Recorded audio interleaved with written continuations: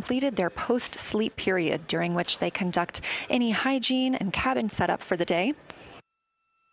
They also had a chance to eat breakfast before we got into our daily planning conference. The flight control team here in Mission Control Houston collecting information from all consoles around the room that we could relay up to the crew ahead of this monumental day. As you can see on your right, NASA astronaut Christina Cook taking a video of NASA astronaut Victor Glover.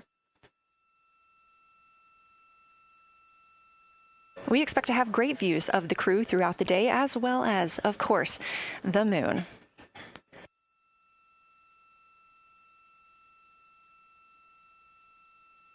We expect to surpass that Apollo distance record in 55 minutes and 50 seconds. We are now looking live at a camera mounted on one of the spacecraft's solar arrays, pointed to our lunar neighbor. We are currently just 14,200 miles away from the moon and 247,672 miles away from planet Earth.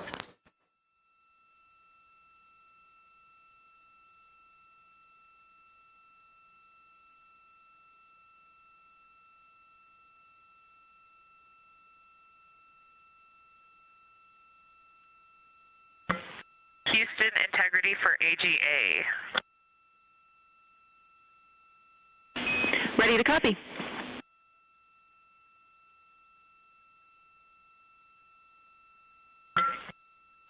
Carbon dioxide 2.3, oxygen, which has the alarm, 26.3, 73.1 degrees, 10.3 psi. And one follow-on question. We understand milestone words will be directly following the conference. Will that take the place of the PAO event, or will the PAO event still take place per the timeline?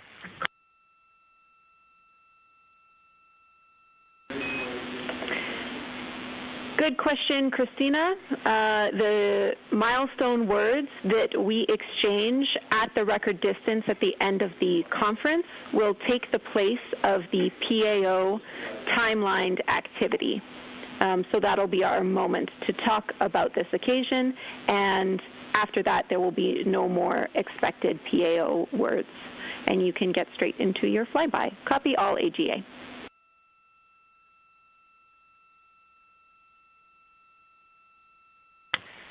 Okay, thank you. And final clarification, even though it's taking the place of it, it will all just be on OE1 with HHP camera, no additional video. Is that right?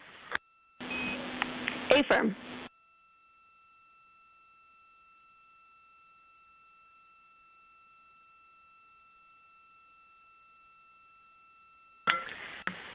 Okay, thank you. Yep, some of us had already heard that. Sorry about the second question. We appreciate it. Talk to you soon.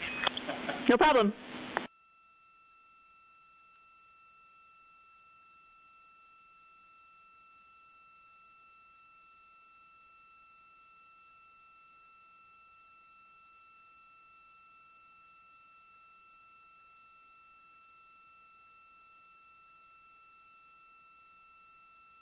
Those communications between NASA astronaut Christina Cook and Canadian Space Agency astronaut and today's Capcom, or capsule communicator, the one person here speaking with the crew right now, that is Jenny Gibbons. She is an Artemis II backup crew member here in Mission Control Houston.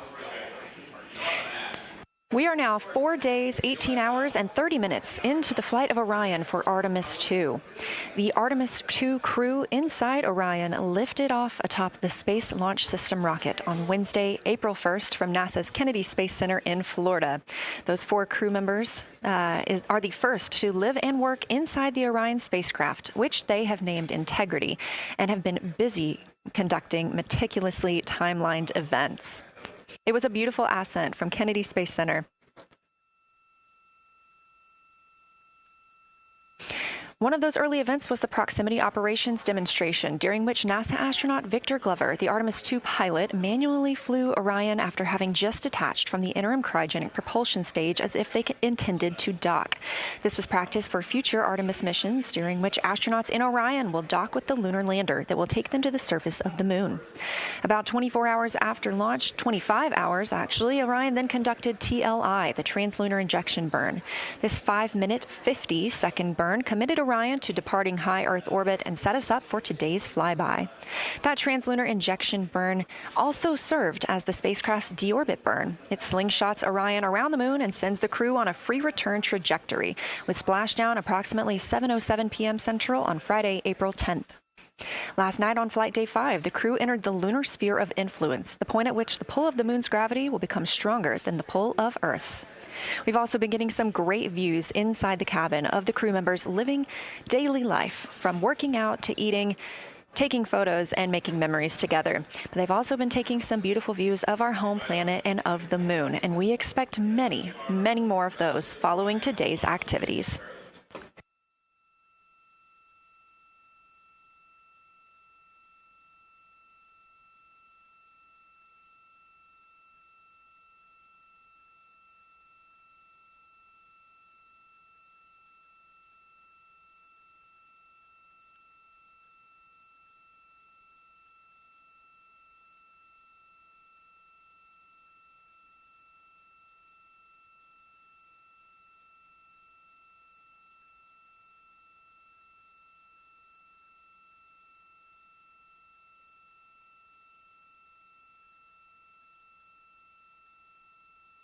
These live views back inside the cabin of Orion, but before we get into Flyby, let's take a minute to get reacquainted with our crew.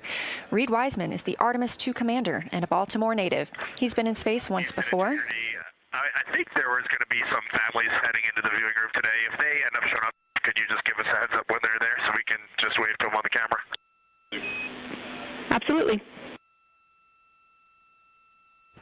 And that was the voice of Reed Wiseman. He has been in space once before as a flight engineer. And if they don't come, you could just lie to us and tell us that they're there. That'd be great, thanks.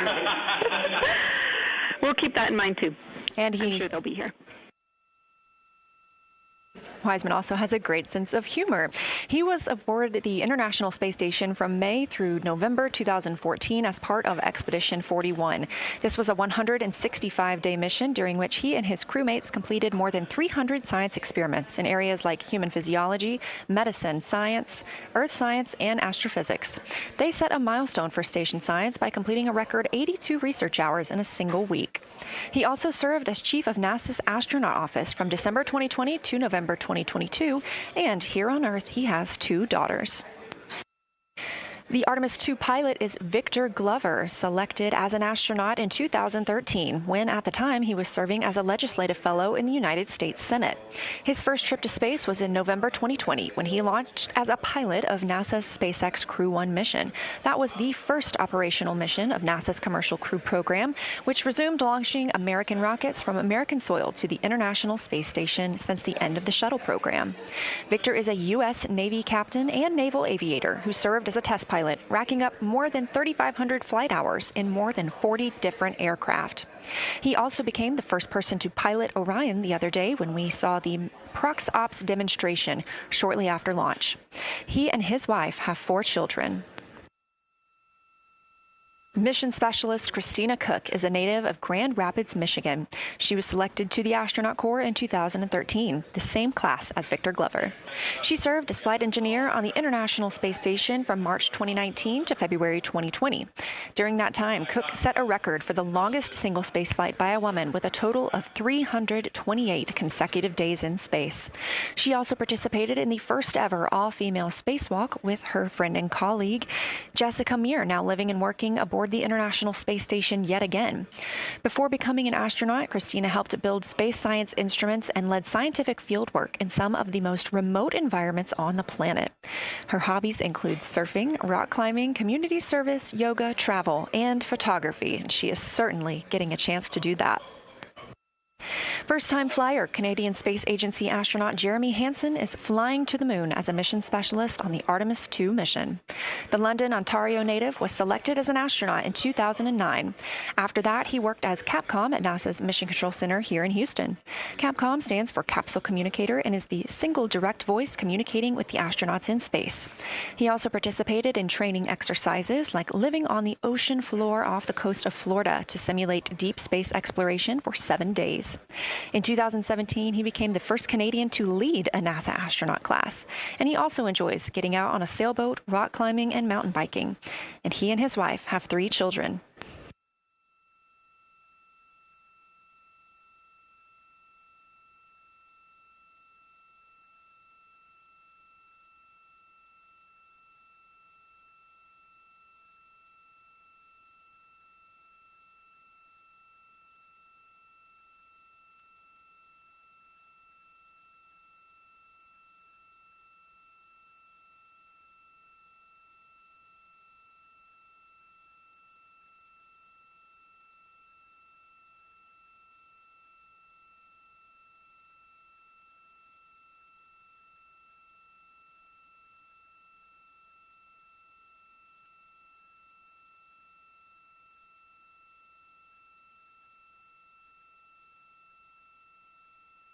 As you can see, the crew members have dimmed the cabin lights inside Orion.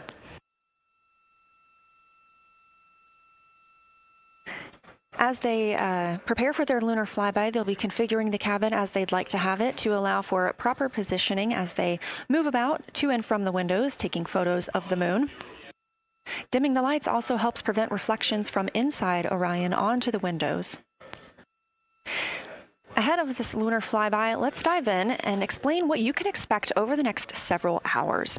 The crew has about 6 hours allotted to make observations about the moon. Throughout the flyby, their activities have been precisely timelined. There are 5 blocks of time during which the crew will be observing the moon from Orion's windows. At any time, 2 members will be at the windows working in a pair. One crew member will be taking photos from window 2 with a blue shroud over the window. This can help prevent that glare or reflection from inside Orion. They have an 80 to 400 millimeter zoom lens to use. The other astronaut will be in window 3 using their portable computing device, you'll hear that referred to as PCD, to make annotations. Both of these crew members will make audio recordings of what they are seeing, and they'll wear headsets connected to those PCDs. Those audio recordings will be sent to the science team at a later date. We will not hear them live. The 2 crew members at the windows will swap roles and positions halfway through their timelined block. The other 2 crew members who won't be at the windows at that time will be serving in the background as support. One will be conducting the science sit reps, or situation reports. This is what we will hear live from the crew. They'll be calling down a few times each hour to discuss what they are observing. Those situation reports include how the crew is positioned, any missed targets, or anything unexpected they saw, lunar target descriptions, any hardware issues, and of course, their emotions and reactions as they fly by the moon. The other support crew member will take pictures of the astronauts at the windows and serve as camera support, providing new SD cards when needed. There's a 15-minute time frame between each observation block during which the 2 support members switch places with the crew making observations.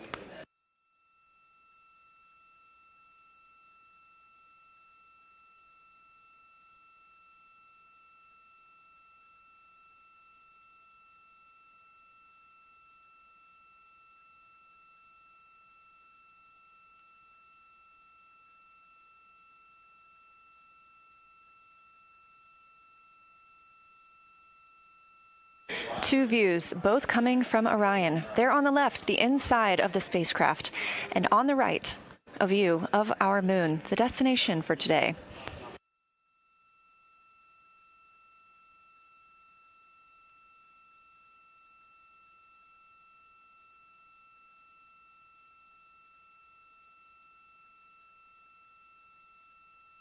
During the lunar flyby today, Orion will provide astronauts with a full disk view of the lunar surface.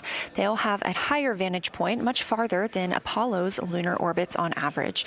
And these astronauts can observe both holes and large-scale geologic features in a single view. And due to our April 1st launch date and current illumination conditions, the Artemis II astronauts have become the first humans to directly observe certain far-side regions of the moon with unaided eyes.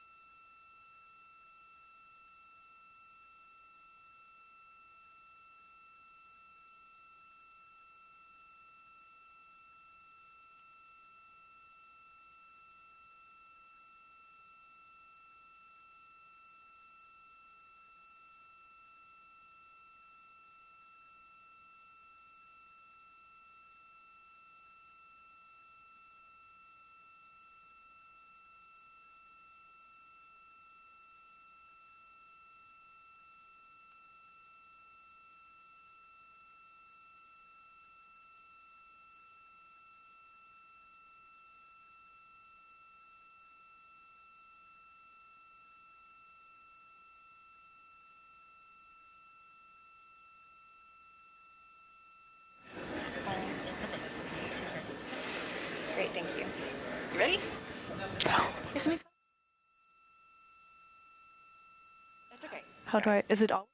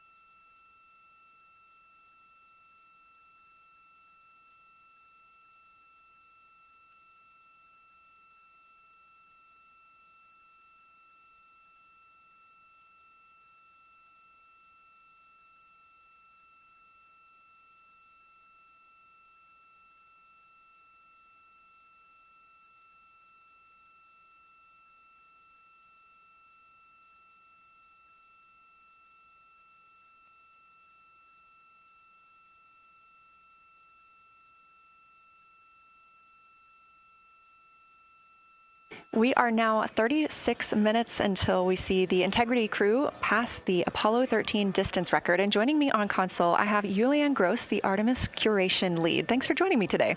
Thanks for having me. I'm very excited to be here. We're very excited to have you. So can you tell me about your role as Artemis curation lead and what that entails? Yeah, so for the overall Artemis campaign, I'm the Artemis lunar sample curation lead. That means I'm helping NASA to return the next set of lunar samples from the lunar surface. And for Artemis II specifically, I'm one of the science theme leads, and specifically I'm responsible, or the voice, for impacts, poles, and landing sites. Fascinating. So what helped us select the targets that the crew is going to be photographing today? So we had a plan coming in where we basically made a list of all the available targets during the April launch window, because before you launch, we wouldn't exactly be sure which targets would be visible. And so once we launched, we then were able to cut down on that list and prioritize our targets. And the 5 theme leads came together and really discussed and talked through which the long lens configured for lunar flyby. Which targets we could then which targets we could then see and prioritize. And so that made it into our plan. We worked then with timeline to make sure that all the targets are visible. Some targets are time dependent, like Earthset or Earthrise, and some targets will rotate out of view when integrity starts going around the moon. And so we put these in early so that the crew has a chance to describe those to us. Fascinating. I cannot wait to hear what they have to say. So we just heard them say that their long lens is configured. That's very exciting. And for us, when we look at the moon from Earth, what features are we seeing that the crew will also fly by today? Yeah, so I really hope that people on Earth who are in nighttime will look up into the moon tonight. The features that the crew will see that we can also currently see is Aristarchus Plateau. Grimaldi is another feature. They're going to be sort of on our limb. And then Oceanus Procellarum, that really dark, large area on the near side that we can see. The crew is going to see that in the beginning. The more they fly around, the less of that they will see. So those are targets we will hear them describe early on in the flyby. Fascinating. Well, and the crew has been training for years for this day. And so we're going to hear them make a lot of calls about what they are seeing on the moon. And they're going to use a lot of interesting terms that I myself need some brushing up on. So could you walk us through a few of the things that we'll hear them use to describe the moon, like albedo, exosphere, ejecta, just some of those major terms we expect to hear from the crew? Yeah, of course. Albedo is basically a term of a reflectiveness of the surface. And so high albedo usually for the moon means bright areas, and low albedo means like darker areas. And so when you look into the night sky, you can see the high albedo areas are the white parts and the low albedo ones are the darker areas. Ejecta is when you have an impact and it ejects or throws out material that then ends up on the surface, and you can see that as sort of rays or ray systems. So you might hear them describe, I can see Ohm, for example, with its rays. It has an asymmetric rays coming out, and so we are excited to hear them describe that. You might hopefully hear stuff about color or color hues. And so if they can see any changes in those color hues from like white to gray to maybe brownish, we're excited to hear about that. Exosphere is the almost no existing atmosphere of the moon. It's barely there. But there is dust on the lunar surface that can get lofted up through electrostatic forces. And when the sun goes behind the moon, it can scatter forward on those dust particles and sort of like create a little glow on the horizon. And so we're really excited to see if the crew can actually see that. This is so exciting. Thank you so much for walking through all of that with us. Julian Gross, Artemis Curation Lead, we really appreciate you joining us here today, and good luck to your team. Thank you. I'm really excited to be here. We are now MET 4 days, 18 hours, and 49 minutes into the flight of Orion. This view of the moon from the Orion spacecraft as we get closer and closer.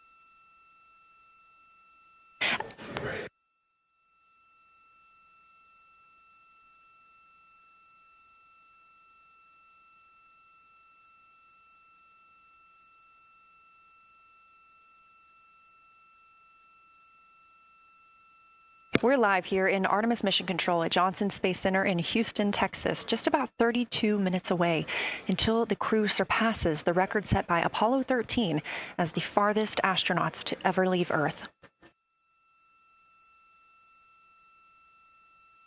This view coming from a camera mounted on the tip of one of Orion's 4 solar arrays. Each array has a camera on its tip, and so we anticipate getting views throughout the lunar flyby. Of course, except during the point of loss of signal when the spacecraft flies behind the moon.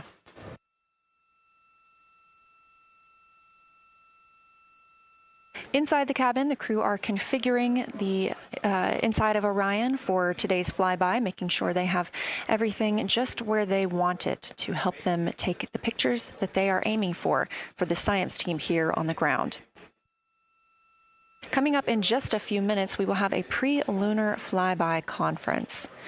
During that Lunar Flyby Science Crew Conference, our science officer here on console, Kelsey Young, will be speaking directly with the crew members about their targets, about their goals for today, what they expect to see, and what we are hoping to hear from them.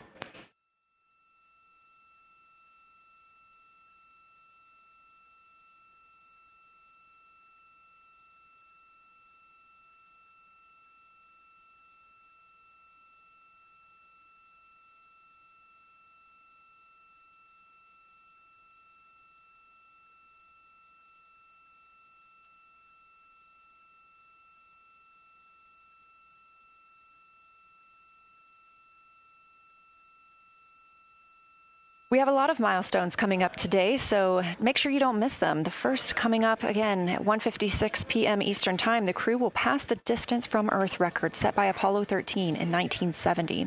At 2:45 p.m., lunar flyby officially begins. The crew will have that time on their schedules to begin photographing and providing audio recordings of what they are seeing on the moon. At 7:02 p.m., Orion will make its closest approach to the moon, approximately 4,070 miles away. Of course, all of these numbers are going to have to be confirmed following the flyby. These are estimates, and we are working with orbital mechanics. At 7:07 p.m., Orion reaches its maximum distance from Earth, approximately 252,760 miles away from us all. At 8:35 p.m., the spacecraft will enter a solar eclipse. The crew will become the first to see a solar eclipse from the moon.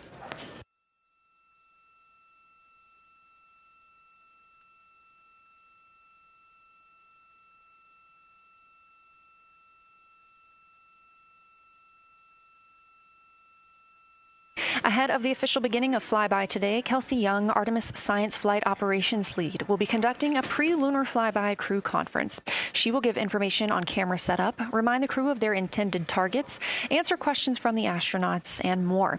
Young will help the crew set their targeting timeline, which counts down the time they have to image each target and what they'll be capturing next. She'll also remind them that the ground team will be calling for science sit reps, also known as situation reports. Those are essentially call-downs to report what they've been observing. They'll continue to do this even through their LOS, their loss of signal, as those communications will come down later on after they reconnect with us on Earth.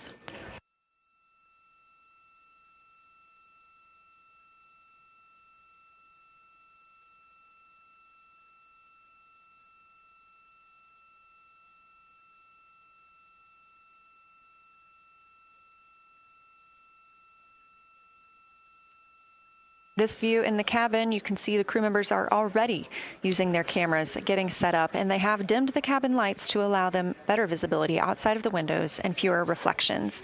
Now, 28 minutes until they become the humans to travel farthest from our planet.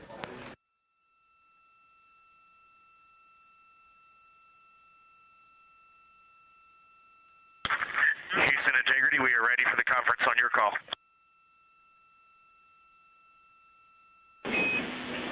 Houston is ready for the conference, passing you over to Science.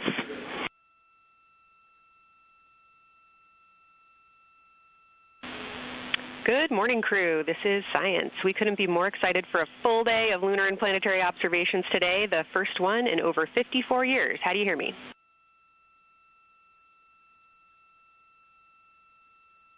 We hear you loud and clear, and Kelsey, you just got to know you're pulling us away from the moon right now, so let's go. Message received. I will keep it tight here. I did just want to start with a thank you on behalf of the Lunar Science team and the entire lunar and planetary science community, of which you are absolutely a part, for what you've already done in this mission and what you're going to do today to inspire the next generation of scientists. I have to say Moonjoy is the new term that's already become our team's new motto, so thanks for that. In this conference, we'll cover hardware and config reminders, and then I'll just briefly, as you said, cover today's science plan. I'm assuming you already have your LTPs up. Confirm that, and I'll jump quickly into the cabin config reminders.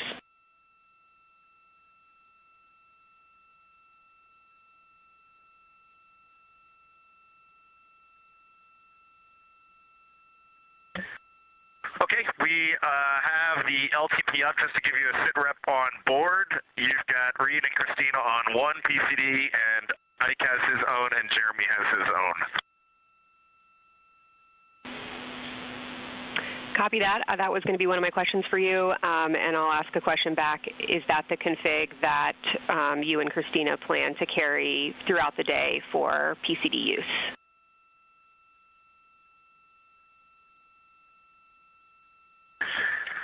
Negative, Kelsey. Our plan for PCD use is we have run the power cables to Windows 2 and 3, and we are going to leave one PCD, the yellow PCD will be in window 2, and the green PCD will be in window 3, and we will do that the whole day, and then the red PCD will be a rover.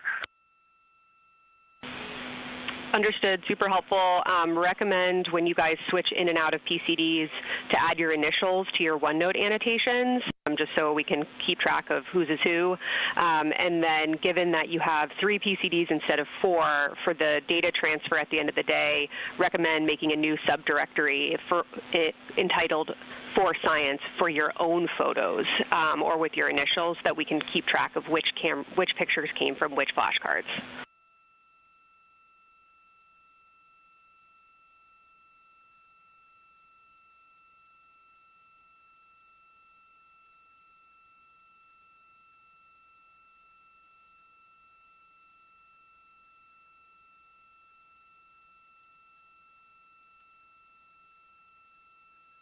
This view. So, Kelsey, I just want to here's what we're doing. We have community cards in all cameras on board, and then when each astronaut approaches their camera, the intent is they will put their card into that camera for photos and then put the community card back in at the end of the session. But just know it is harder to manage cards than we thought, and we don't want to miss science, so it might end up a bit more disorganized. Understood. Thanks for that essay. Just read the flashcard numbers down when you get a chance, and we'll follow your lead on the best thing to do operationally during the flyby. With that, I'll move on to Windows. So the window characterization DFTO you guys did a few days ago confirmed that Window 2 is ideal for imaging, so no change to config of photographer in Window 2, observer in Window 3, and science at reps in Window 1.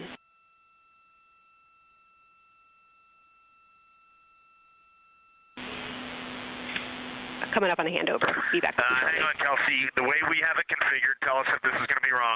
Window 2 is the long lens with a shroud. Window. As you heard, science officer called to the crew. We are now in a handover time period. We will regain communications with the crew very shortly. These are tracked, and we are currently on the Deep Space Network. This is the first time humans have used the Deep Space Network in over 50 years, given that we currently use the tracking data relay satellite systems in the for the International Space Station.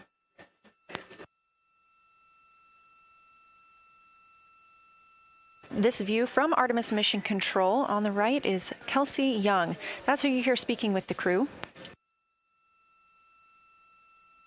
Young is the Artemis Science Flight Operations Lead, and we also look forward to speaking with her here today.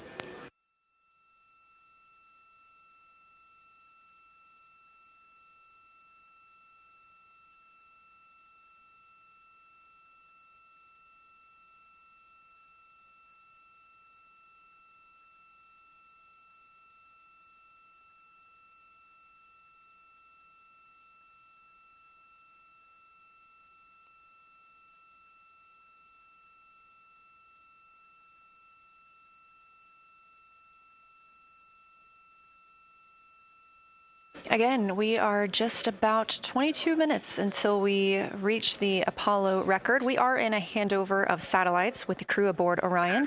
The T-shirt shroud for the Z9 and solar, and then window 3 will be for visual observations, and window 4 is for floater. And thanks, Integrity, for that read. We had a handover during that time, so I'm going to have to ask you to give that read back on window orientation for the crew again.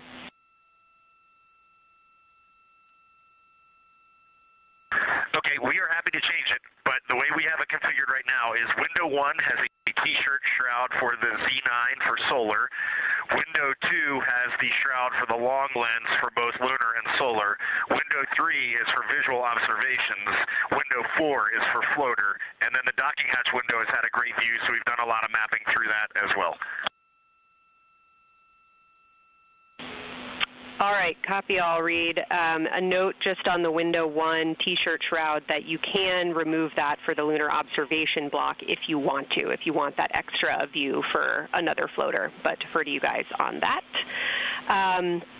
You are go to use the full 400 millimeter zoom on the long lens, but where possible, try to keep the end of the lens flush with the window to prevent imaging through the multiple window panes at an angle. And if you have to take an image at an angle, recommend you limit the max focal length to 200 millimeters or simply acquire the images at multiple focal lengths. Last imaging update as a result of the DFTO is that if you can take the images out of the left side of window 2 where possible, that is the best half the window. Understand that might not be possible with the shroud. Any other imaging questions from you?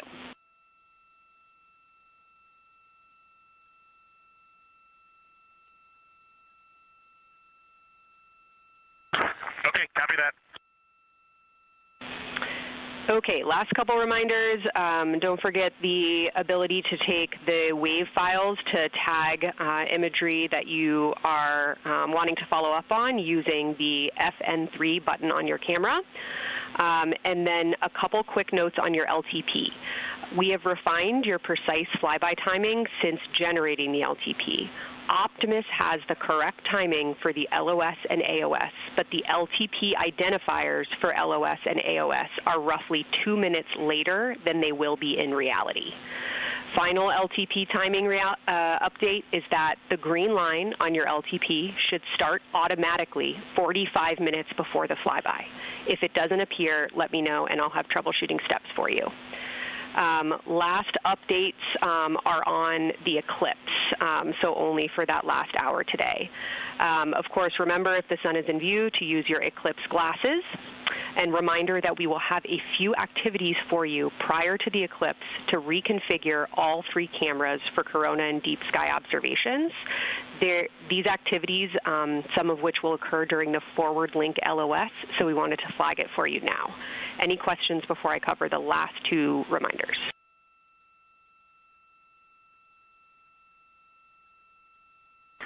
No, we have no questions on that.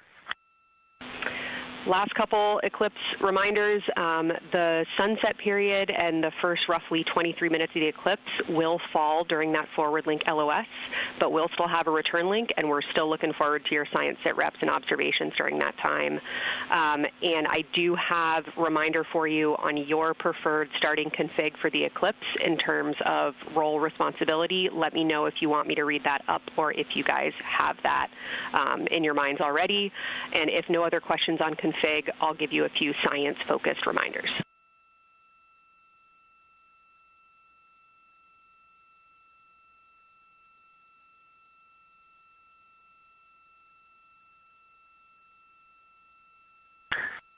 Give us a quick high level, but we see it in Optimus, and I think we got it squared away. But give us your quick Kelsey high level. Okay.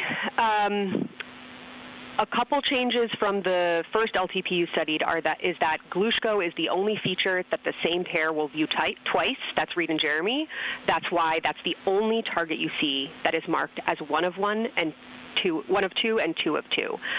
So Ohm and Oriental are in there twice, but they're by different pairs, which is why you don't see them marked accordingly. A note from feedback on your observations so far over the last couple days, a reminder that if you note structure and texture as well as color and albedo, please note any correlation between the two, and also a reminder that negative observations are still valuable science. So a lack of color or a lack of structure associated with color is also valuable. A reminder also that your observations so far indicate it will likely take some time for your eyes to adjust. We especially heard that around your terminator observations and your color observations. So reminder to know that your eye adaptation is going to kind of come in throughout your shift, and let us know when you start to see that nuance.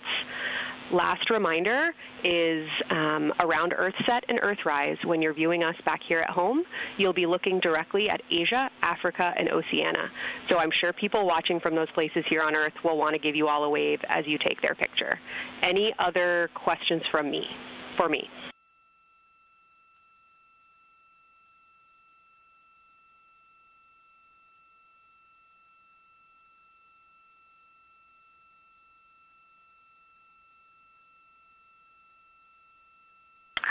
And Kelsey, hey, when you're talking window 2 left and right side, just can you say towards window 1 or towards window 3, and then we'll know that we are talking the same language? Absolutely. So I mean that the side of window 2 closest to window 3 is preferred for imaging.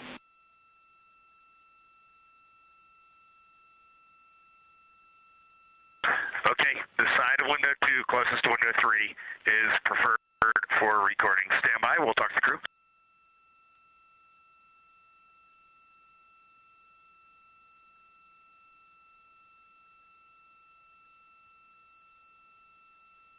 Again, we are in our pre-lunar flyby science conference with Kelsey Young. Kelsey Young is the Artemis Science Flight Operations Lead, speaking with the crew aboard Orion.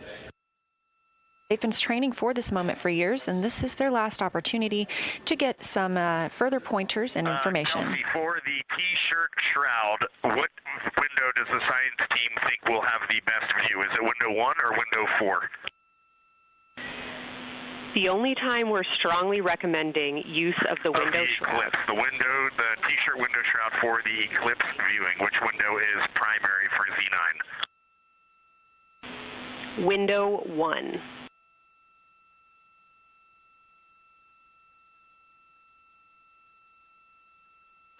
Okay, awesome. So we have got that all set up. And just to be 100% sure, window 1 is the most port window by the food warmer. Window 2 is right in front of seat 1. Window 3 is right in front of seat 2. And window 4 is on the starboard side by the side hatch. Do you agree with all that? We agree on the ground. Good readback.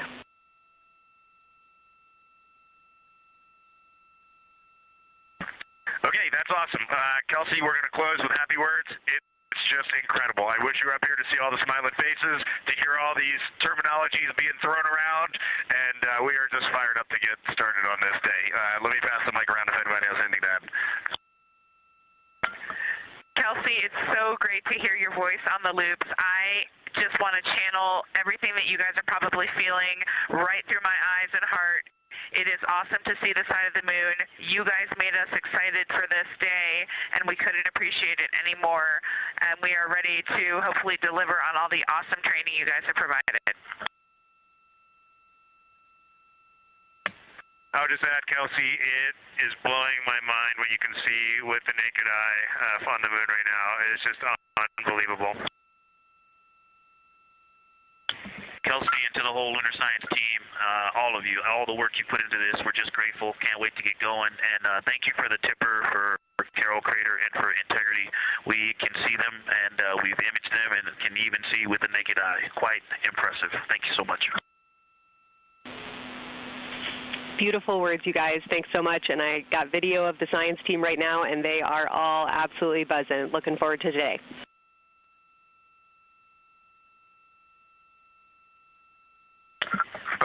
heading into the timeline. Cheers, guys.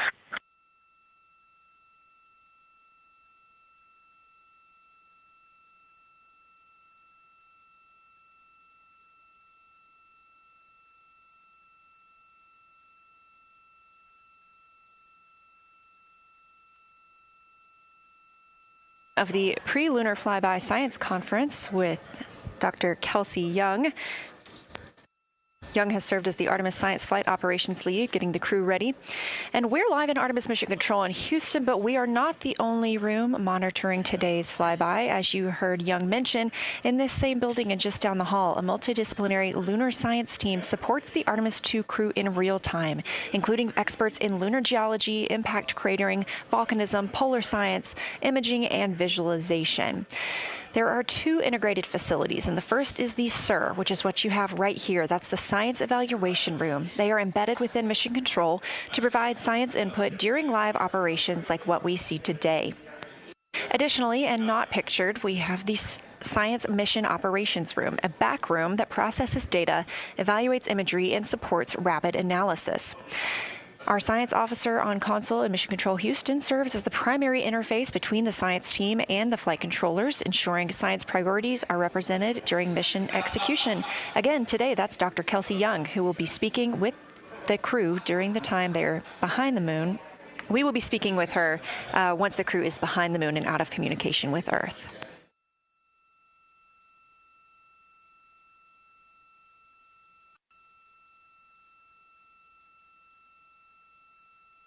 Back inside the Orion spacecraft on your left, closest to the camera, NASA astronaut Christina Cook. To her left, NASA astronaut Reid Wiseman. To his left, Canadian Space Agency astronaut Jeremy Hansen. And all the way in the back, NASA astronaut Victor Glover, our Artemis II crew.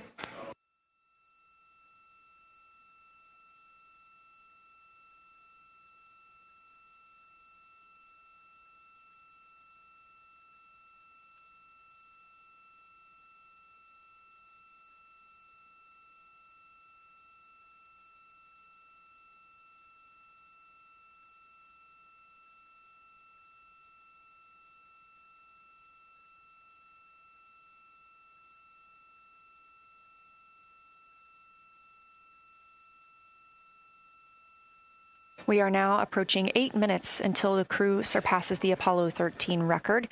Currently 12,599 miles away from the moon, 248,507 miles away from Earth.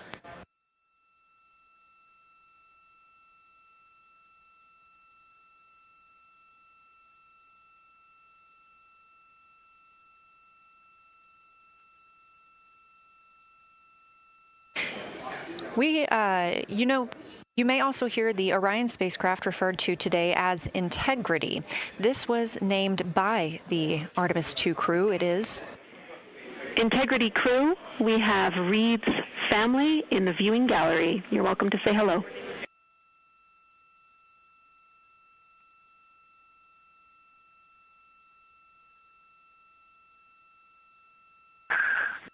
Well, whether you're being serious or you're kidding around, that is awesome to hear. Thanks, Jenny. And hello to Ellie and Katie. I don't know who else is there, but it's great to know that you're in Mission Control right now, following along. We are having a blast up here, and the view of the moon is absolutely amazing.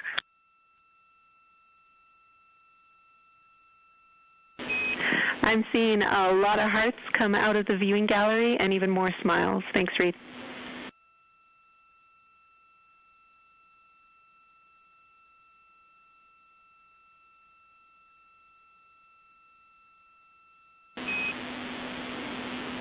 Copy heart, copy bracelet.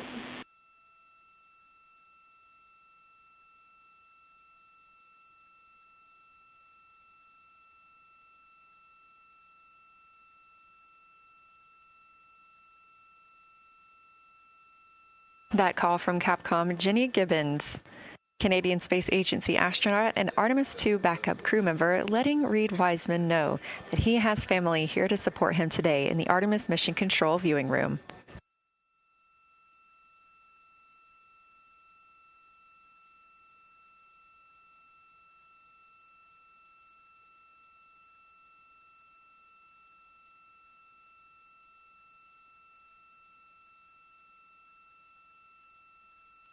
As I was mentioning, we have the Orion spacecraft flying today. However, the Artemis crew members named their Orion spacecraft Integrity, so you will hear calls to this entire crew with the name Integrity. They say that the name Integrity embodies the foundation of trust, respect, candor, and humility across the crew and the many engineers, technicians, scientists, planners, and dreamers required for mission success.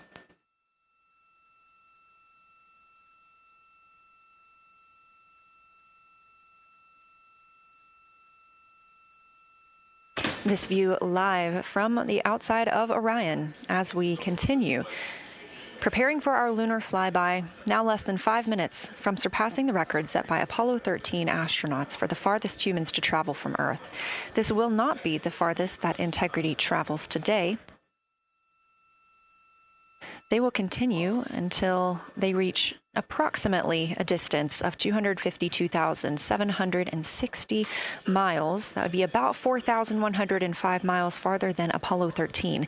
However, these numbers are our targets, and we will get confirmation on those numbers as soon as we possibly can and share them with you all.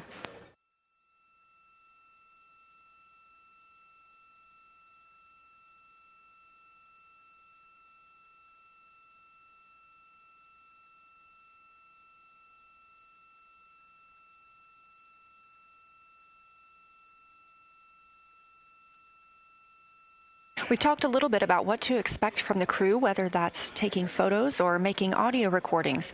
To get a little more detailed, Reed Wiseman and Jeremy Hansen will be up first to capture imagery and record audio on the portable computing devices. You hear those referred to as PCDs, while Victor and Christina serve as the support members.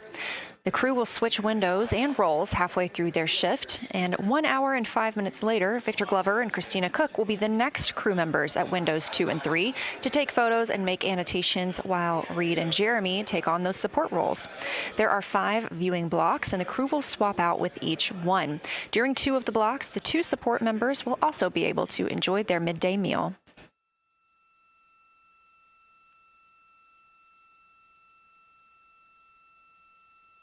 At least 3 times per block is a science sit rep. Again, situational report. This is partially an operational status, reporting back if they missed any targets or gotten any specific ones, if they have issues with their camera or any other operational items. The other part is an actual description of the moon.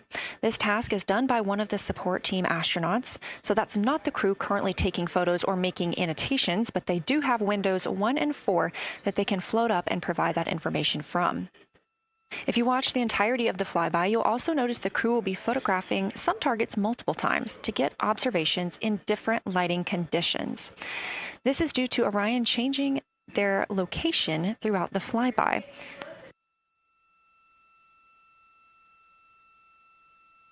What this crew will be able to capture in a couple of hours of the same targets in different lighting would take orbiters years to do because of solar and spacecraft positioning. This crew has studied the moon extensively, and they're also familiar with what the science team calls the Big 15. These are 15 features that they've memorized, so at any time, they'll be able to see 5 of those and help orient themselves and where they are around the moon. Those targets are diverse and complex in their geologic history, and observations of them could help answer some big-picture science questions.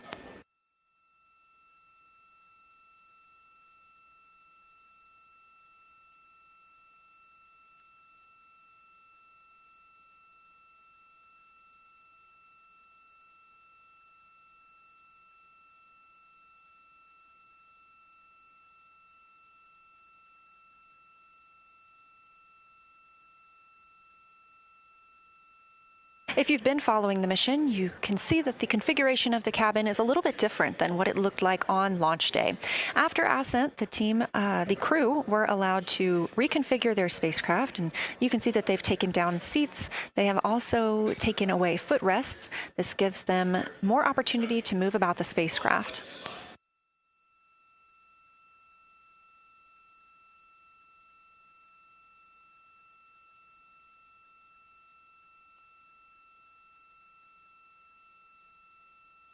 Orion itself has 330 cubic feet of habitable volume. That's about the size of 2 minivans and is 60% more cubic volume than the Apollo spacecraft.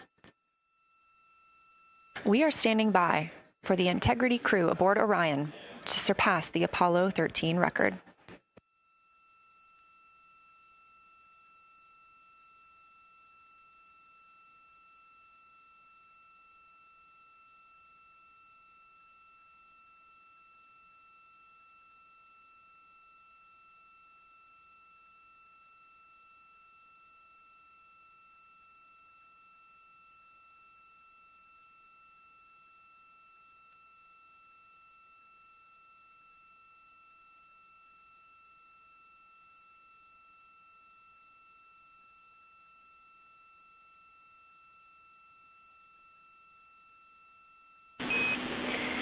Integrity crew, on April 15, 1970, during the Apollo 13 mission, 3 explorers set the record for the farthest distance humans have ever traveled from our home planet. At that time, over 55 years ago, Lovell, Swigert, and Hayes flew 248,655 statute miles away from Earth. Today, for all humanity, you're pushing beyond that frontier. Integrity, over to you.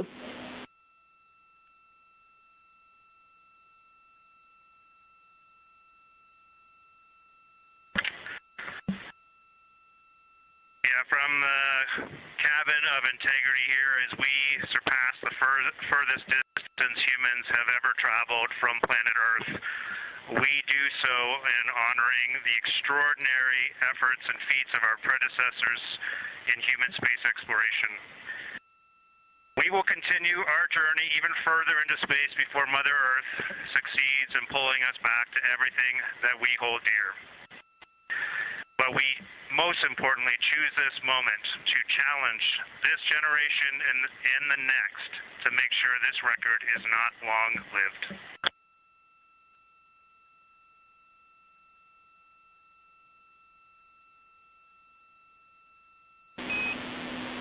Thank you, Integrity, and congratulations to you and the rest of the Artemis II team.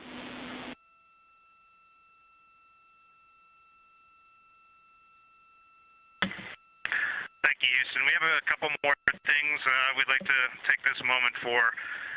Our science team helped us out with a couple of relatively fresh craters on the moon that have not been previously named, and our crew would like to propose a couple of potential names for those items or those areas. And we spent a bit of time this morning looking out the window, and we're able to see them now both with our naked eye and through the long lens, and so we feel this is a good time to send this down, and a special shout out to Kelsey for helping us with this. The first one we'd like to suggest is a named crater in honor of our great spacecraft, Integrity. And so if you were to look at Orion on the far side and then draw a line straight up to Ohm on the far side, relatively in the middle is an unnamed crater, and we would like to suggest it be called Integrity in the future. And the second one, and especially meaningful for this crew, is a number of years ago we started this journey in our close-knit astronaut family, and we lost a loved one. And there's a feature in a really neat place on the moon, and it is on the near side, far side boundary. In fact, it's just on the near side of that boundary, and so at certain times of the moon's transit around Earth, we will be able to see this from Earth. And so we lost a loved one. Her name was Carol, the spouse of Reed, the mother of Katie and Ellie. And if you want to find this one, you look at Glushko, and it's just to the northwest of that, at the same latitude as Ohm, and it's a bright spot on the moon. And we would like to call it Carol, and you spell that C-A-R-R-O-L-L.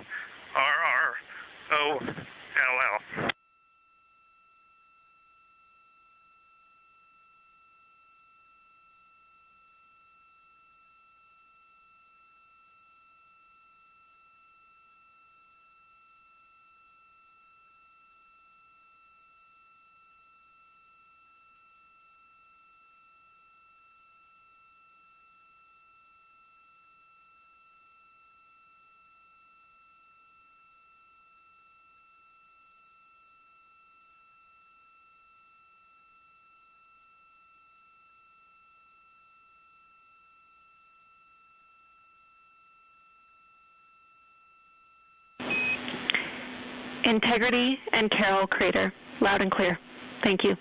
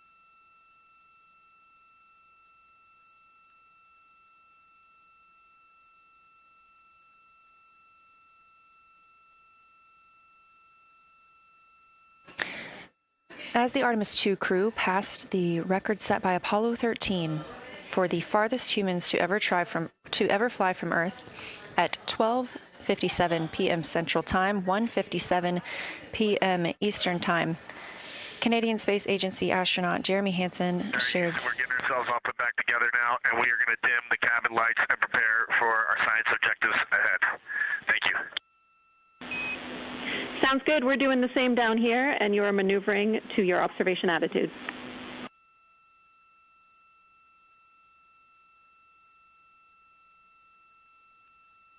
As we pass that Apollo 13 record of the furthest humans to ever fly from Earth at 12:57 p.m. Central Time, 1:57 p.m. Eastern Time, the Artemis II crew shared some poignant words, specifically Canadian Space Agency astronaut Jeremy Hansen. The crew also called down 2 craters not yet named that they would like to name. One, Integrity, in honor of their spacecraft, which they have named. That's near the Ohm crater. Another near Glushko, which is a bright spot, named Carroll, in memory of Reed Wiseman's wife.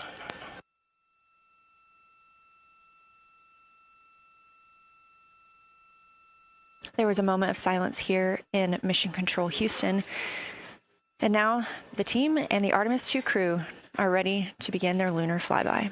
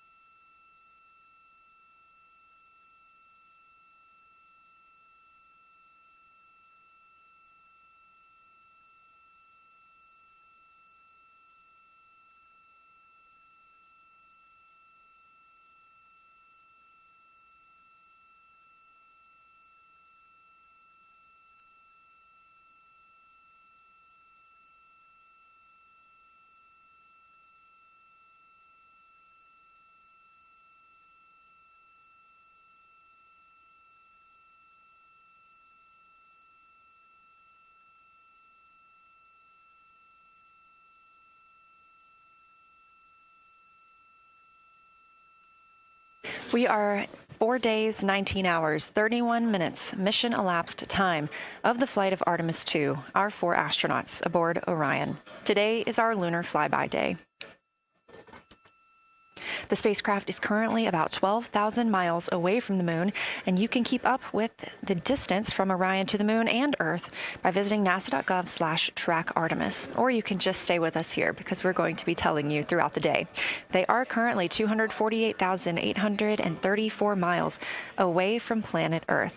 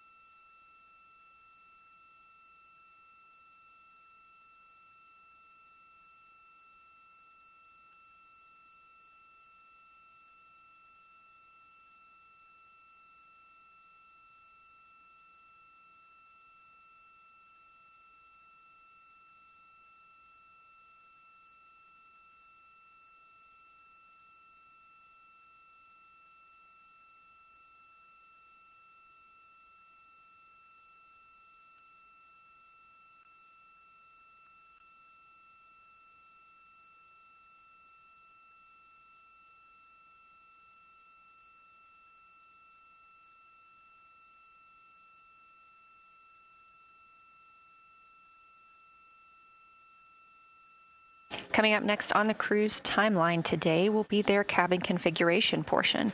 You heard some calls down to Science Officer Dr. Kelsey Young earlier about how they have configured the cabin so far. This is just a little bit more of timelined activity for them if they need to further do so. On flight day 3, the crew had time on their schedule allotted for configuring the spacecraft cabin for how they intended to arrange it today. Of course, they had to take down that configuration for another test yesterday of their Orion crew survival system suits.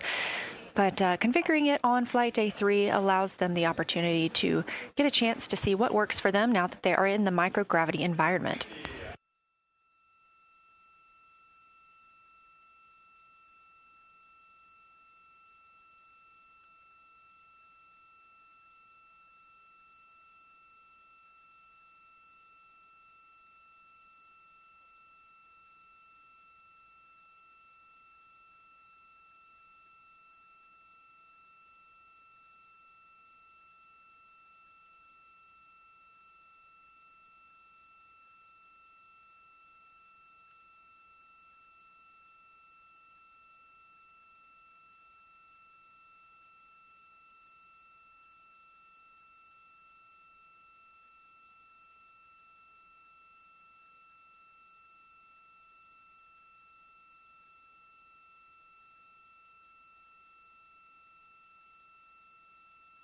Again, the crew is about to begin their cabin configuration portion of their timeline, though they have been working that already, as well as potentially during their post-sleep period this morning.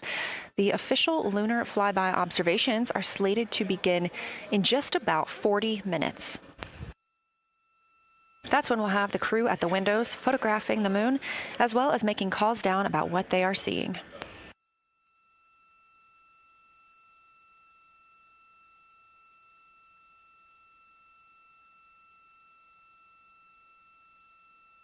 Again, we are live here in Artemis Mission Control for the duration of the flyby. Currently, the Orbit 1 flight control team is on console. This room is staffed 24/7 from the time before the astronauts step foot on the rocket until the time they splash down and are safely recovered in the Pacific Ocean on flight day 10.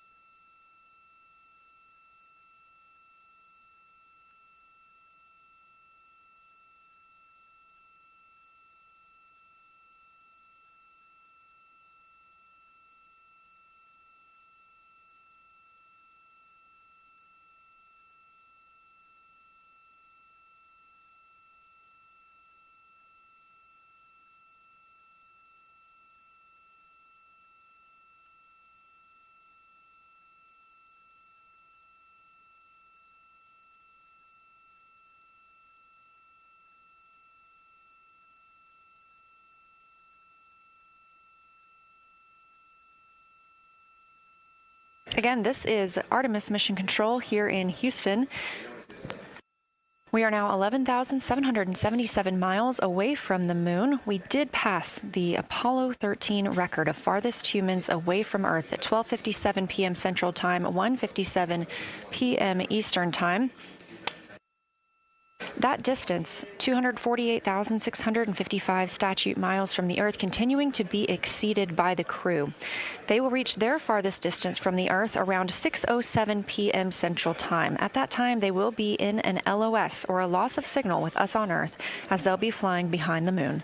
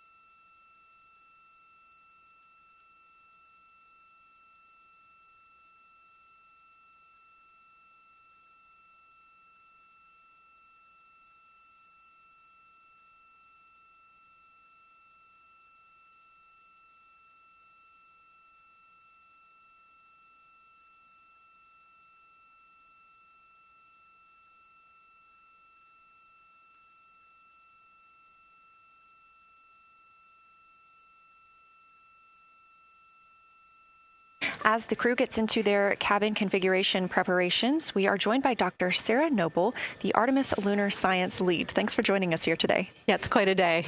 Yeah, we are very excited. I can only imagine how you guys are doing over there. So tell me a little bit about yourself and what your role is for Artemis II. Sure. So I'm the Artemis Lunar Science Lead, so over the entire campaign, and my job is basically to make sure that as we have this big adventure back to the moon, we actually learn new things about the moon. Fascinating. So why is the moon such an important destination today? Yeah, so the moon is a pretty amazing place. It is a great place to learn about basic fundamental processes that happen on like all the planets, like cratering and volcanology, and also it is part of our Earth-Moon system, and the Earth recycles its rocks pretty well, right, through plate tectonics and weathering and whatever. Most of the rocks on the Earth are geologically young, but on the moon we have the entire record that goes back 4.5 billion years since we formed. And so if we really want to learn about what was happening in that period, like the moon is really the only place we can go. We're also thinking about going back to the moon, and we want to go to the lunar South Pole. So what makes that such an interesting destination? Yeah, the South Pole is cool, right? It's far away from the places we went during Apollo. It's different kinds of rocks there, some of the oldest rocks on the moon. It's also a place where we think there might be resources like water. There are craters that really never can see the sun because of the low sun angles there, and they get very cold. And we think that water and other things can build up in those craters, and so we're very interested to see what that might do for us. I'm very interested as well. So for some of our viewers who might be new to this, what does lunar science look like during an Artemis mission? Yeah, it's pretty exciting for us as we have really sort of built this from scratch to try to understand how we can best use the crew to support our science. And so, we've developed a system. We've got a team in place. We've got a back room here in this building called the SIR, the Science Evaluation Room, and there's a back room to that back room over in another building here at Johnson Space Center, where we've got our teams of scientists working really hard. They're actually speaking to this room through our science officer. This is now the first time we've ever had a science officer in flight control room, so we're pretty excited about that. So we have a really voice out and up to the crew. I know, it's been so exciting to hear Dr. Kelsey Young speaking directly with the crew today, now so close to the moon. And we have a live view here of the science operation, or the science evaluation room. So this is where the majority of your team is today. Is that right? Yeah, that's right. This is a big chunk of our scientists. You can see them in there now working hard, trying to get ready for the day. And then again, there's a second room where we have a lot of our data folks, where the data will first come down and they'll sort of sift through the data and get it ready for this team to take. What's the mood like right now in the SIR? It is, I would say, giddy. I think we've worked very hard for this. They have done simulation after simulation. They have worked really hard over the last couple of years to get ready for this moment, and I think everybody's just really excited to see. Even already we've had some descriptions from the crew coming down, and it's so great to see their joy and our joy, our love for the moon, come through. Yes, we are in for a real treat today, if it's been anything like their observations the past couple of days. So how are the lunar science teams using this test flight to prepare for future missions to the moon? Yeah, absolutely. This is the way that we are building our foundation for the future, from everything from, how do you train a crew to be a geologist, right? And so, working through that, getting them classroom training, field training, building the science team, building these physical rooms that we are in, designing the software that the teams are using, and then, figuring out what happens to that data. They're going to take this data and it's going to come down, and how do we get it out to not only our team, but out to the world and the rest of the science community. Yeah, that's a great point, because when you hear these crew members talk, you would never know that they're not geologists. Your team has trained them so well. They have been very good students. Who can blame them? It's a pretty great topic. One more question for you. How does the science that we're doing on Artemis help support long-term exploration, and including our sustained presence on the moon? Yeah, you know what? We have a saying in the Science Mission Directorate that science enables exploration and exploration enables science, right? So you need the scientists, because we are the ones who are the experts in, landing site and doing analysis of landing site and making sure we can find a good place to land, to understanding the properties of the soil so we can, design our systems to manage that, understanding the radiation environment, keeping our astronauts safe, all of these things, right? But, in return, you provide us with opportunities where now we're going to be able to collect this data and collect samples and deploy our instruments and all of that. So it's a symbiotic relationship. That makes perfect sense. Well, Dr. Sarah Noble, Artemis Lunar Science Lead, thank you so much for joining us here today. Best of luck to you and your team, and I hope that you get to enjoy today too. Thank you so much. We are now getting closer and closer to our lunar neighbor. This live view coming from the Orion spacecraft and a camera mounted on one of its solar array wings.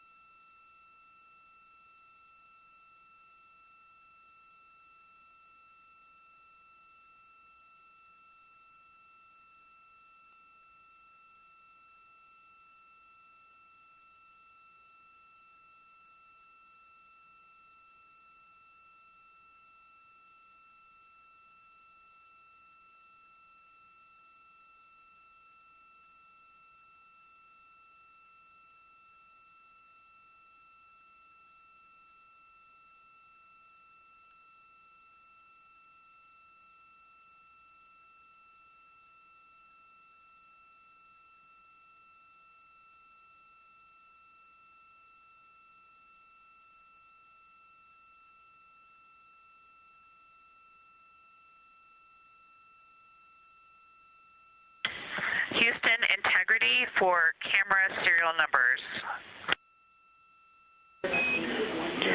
Ready to copy.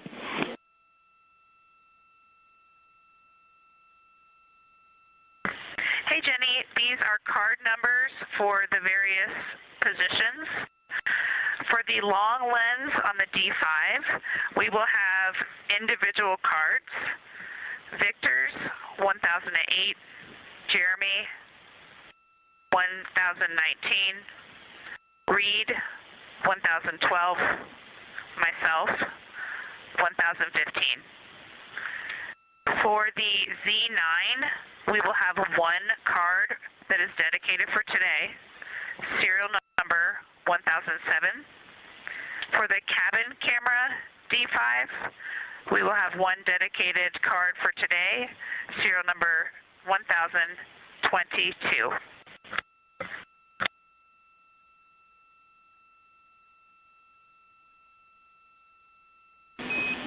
All right, Christina, we copy all. Thank you.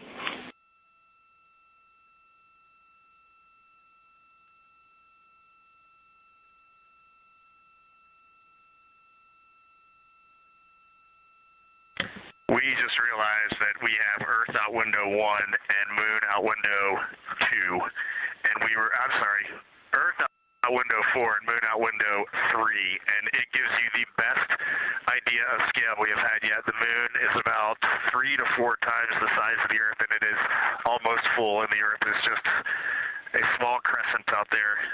It's magnificent. I got a picture of it with the wide lens. Such a majestic view out here. Amaze, amaze, amaze. Thank you, Reed.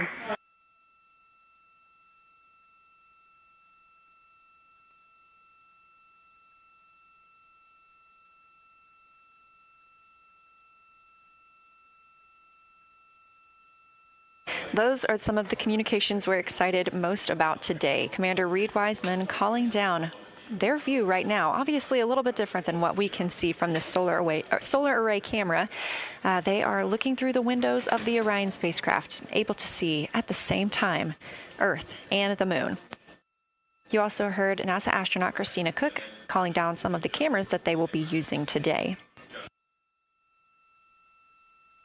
The crew is in that cabin configuration portion, and we expect the lunar flyby observation period to start just about 20 minutes.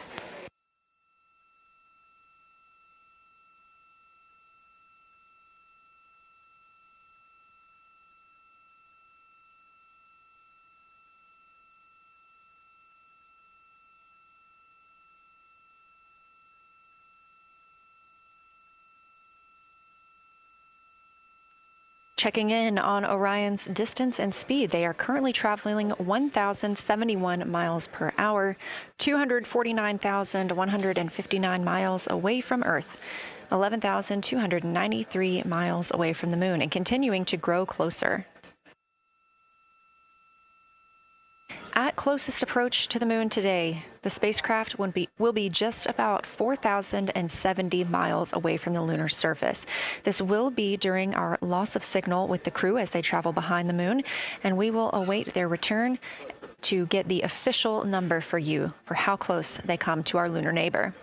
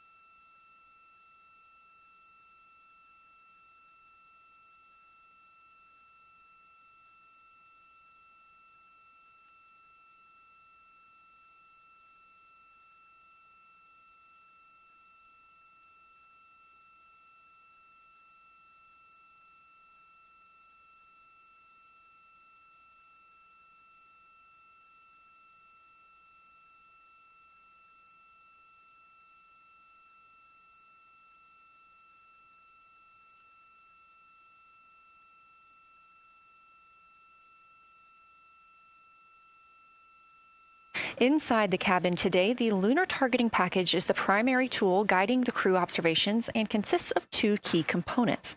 The lunar geography review helped the astronauts study major lunar features in advance and help learn how to orient themselves during the flyby. Because, of course, the moon is not actually labeled like it appears here when we look at this map. The lunar targeting plan provides a detailed timeline of observation targets, background science context, and specific instructions for the pictures the crew should take, as well as the verbal descriptions that will be helpful to the science team reviewing them later. This is a screenshot from their lunar targeting package, and a screenshot specifically of that lunar. Integrity for attitude. Go ahead.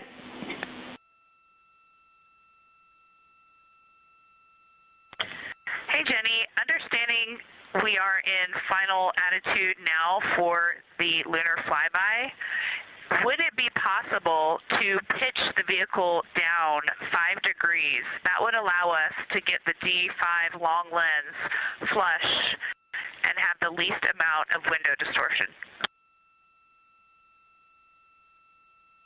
We're checking.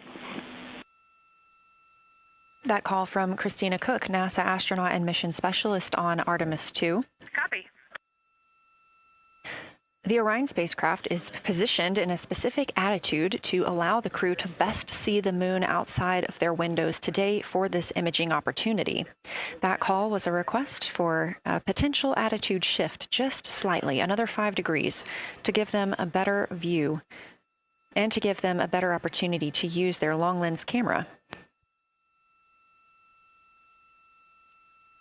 They'll also be using that lunar targeting package we were discussing. I am following along with that real time, so I'll be able to share with you exactly what targets the crew is looking at and when.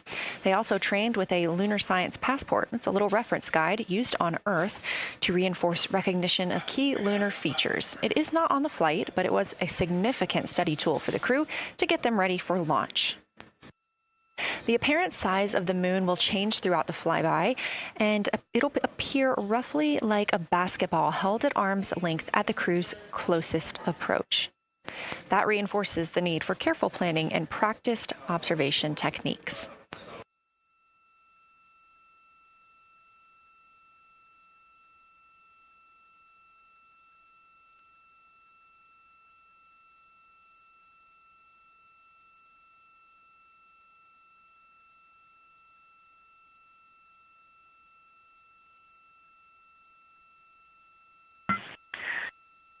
Houston, integrity for timeline. Go ahead.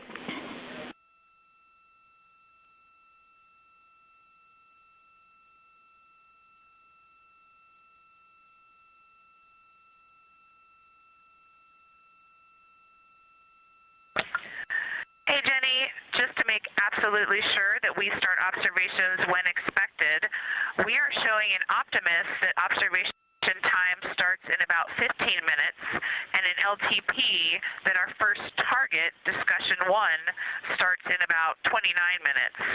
Can you confirm you'd like us to start discussion 1 in 29 minutes at 1900 GMT?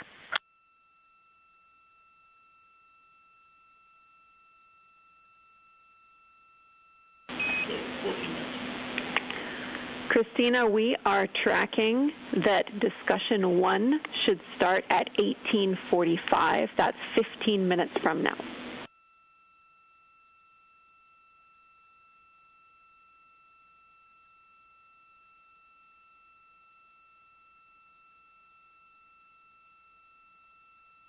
Okay, copy all. It may be a granularity issue with LTP, but understand that we start that observation in 15 minutes, and I bet when we get there, the green line in LTP will match the start of the white band for discussion 1.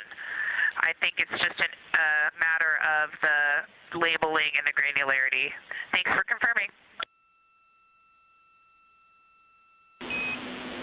Copy, and we'll look into that a little bit more on our side as well.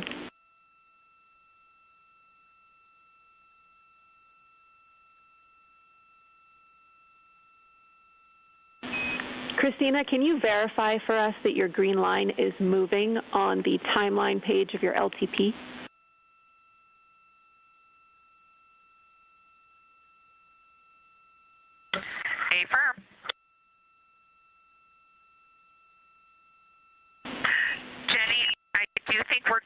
looking closer, I see the labels are just not aligned with start or end times of the white visible bands. It fully makes sense now, so I think we are all set. We'll look forward to starting some observations in about 13 minutes. Copy. Thanks, Christina.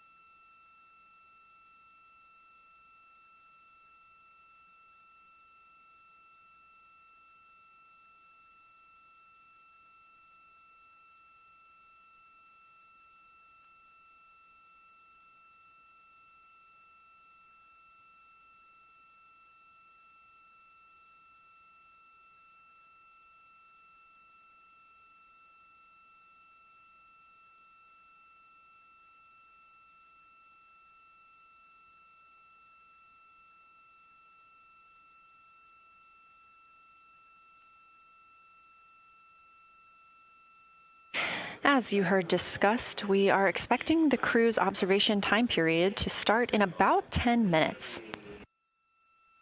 First, they'll be conducting a warming up to their science observations of the moon.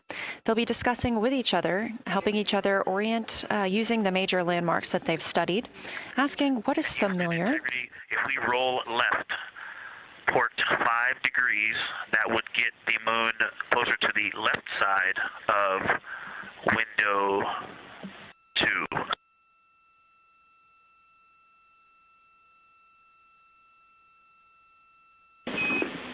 Copy, Victor. We'd like to know if it's pitch and roll or one or the other.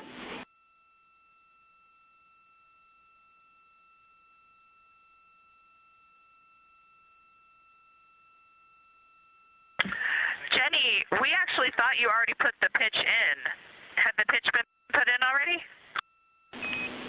No, we need a little while longer to talk about it.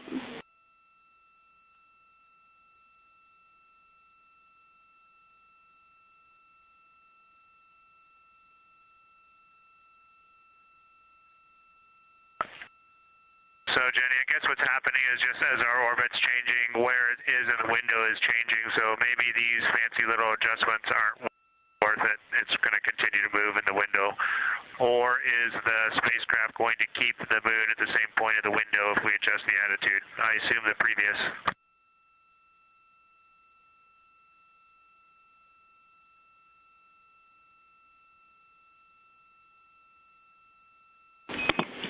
Right now, we are pointing the center of the window to the center of the moon with 2 degrees of deadband.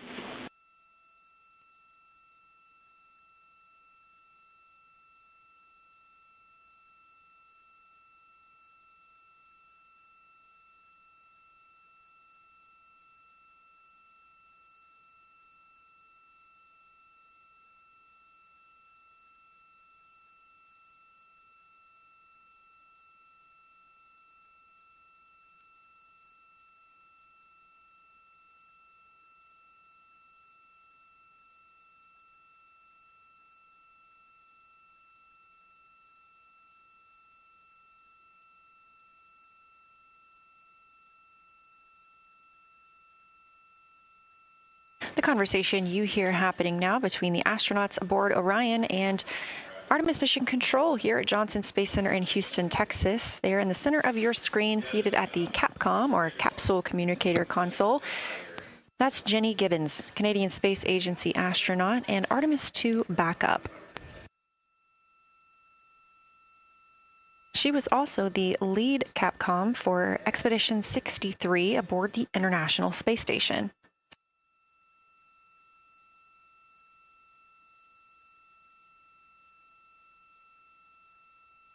The crew is requesting some attitude changes to the spacecraft to allow them to better image the moon, our priority for today.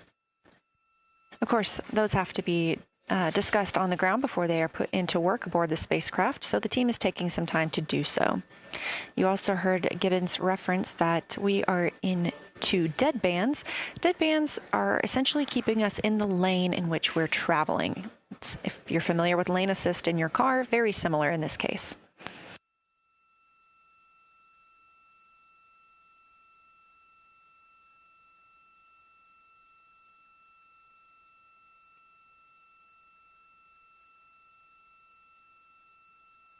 We are now 10,870 miles away from the moon, traveling 1,066 miles per hour and 249,390 miles away from Earth. Again, we recently surpassed the Apollo 13 distance record of farthest humans have ever traveled. And upon calling down some words during that milestone, Canadian Space Agency astronaut Jeremy Hansen noting that he hopes that this record that they are setting today is soon broken by future explorers.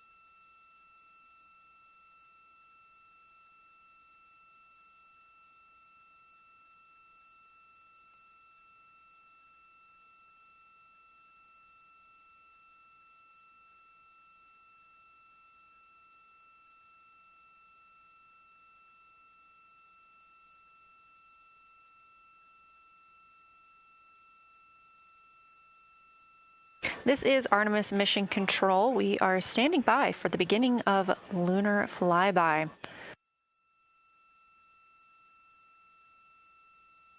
Expecting that to start in just a few minutes when the crew will begin a warm-up discussion preparing for the day. They will be capturing images along while discussing what they find familiar about the moon and what looks unexpected to them.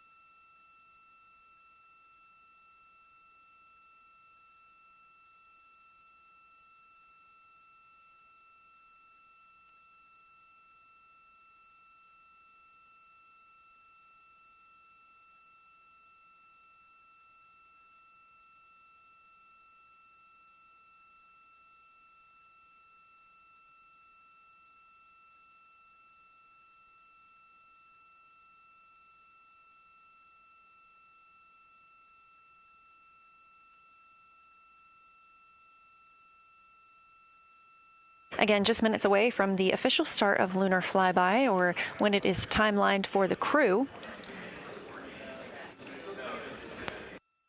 We are currently 10,726 miles away from the moon. This view on the left side of your screen coming from the camera on one of Orion's solar arrays.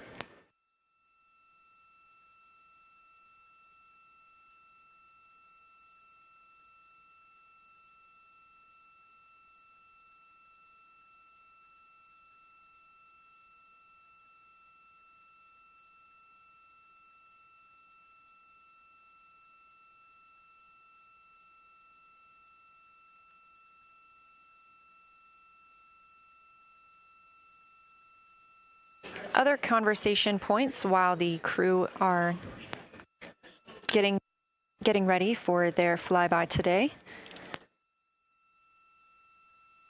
They'll be looking to orient themselves using major landmarks and annotating their observations along with their discussion.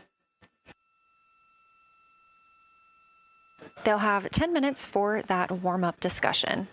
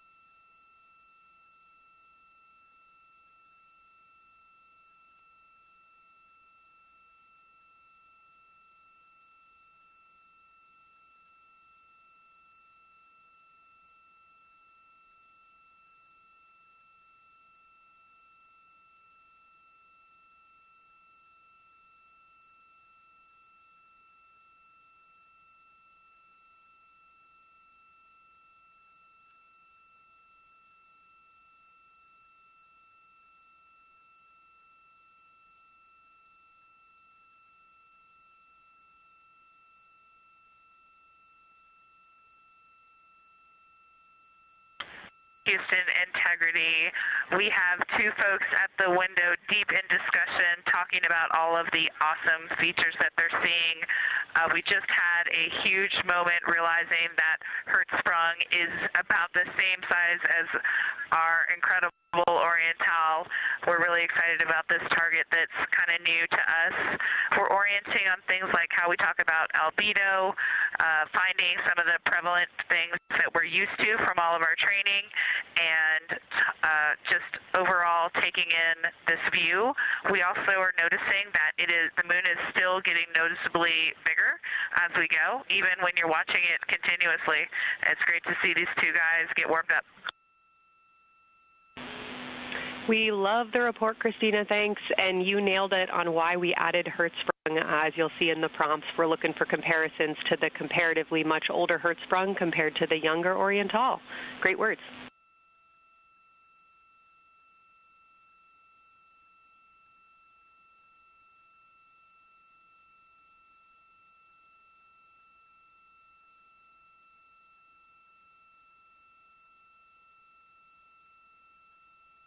This is Artemis Mission Control. That was the voice of Dr. Kelsey Young speaking with the astronauts aboard Orion as they begin their observation period and lunar flyby. NASA astronaut Christina Cook reporting their view of Hertzsprung Basin. The team here is looking for centered images of the basin at a full zoom, and they're hoping that the astronauts can image and describe the inner and outer rings. This is considered a degraded basin with a floor, rings, and ejecta compared to a younger Oriental basin.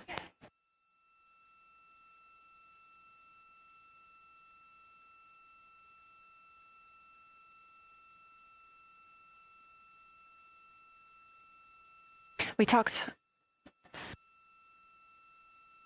spoke earlier with Julian Gross, the Artemis curation lead, about some of the terms we will hear the crew use today. One of those just called out, that's albedo, looking at surface brightness, or the amount of light a surface reflects.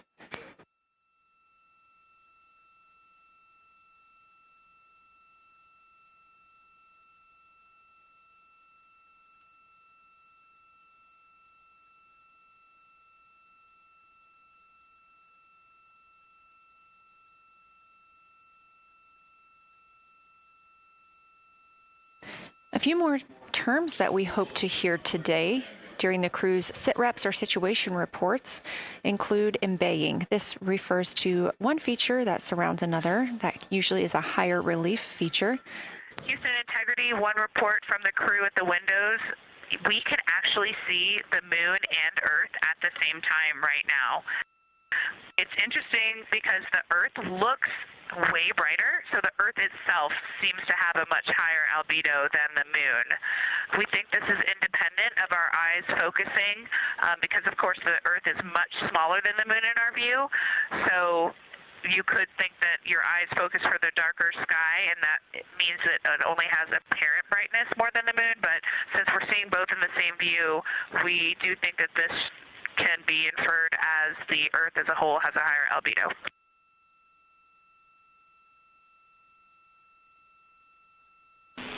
Great observation, Christina, and reminder that as you're starting to look for those subtle color and albedo variations on the moon, the relatively bright albedo Earth might make those a little bit difficult, but as your eyes continue to adjust, we expect you to start to see more nuance on the moon. Thanks.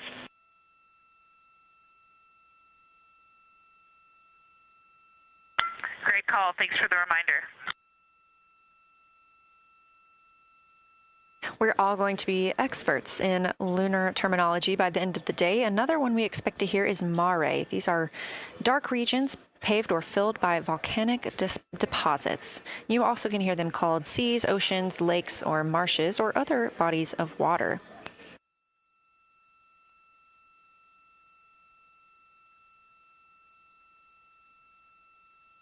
Again, we are live in Artemis Mission Control, but on the right side of your screen, that is the Science Evaluation Room, team members who have been preparing for this day for years. The crew has significantly darkened the cabin of Orion. This allows them better views outside the windows and fewer reflections from inside. They reported being able to see the moon and the Earth out the same window at this time. We are really hopeful to get those photos. Right now, this view on the left side of your screen coming from a camera mounted on one of the solar array wings on Orion outside the spacecraft.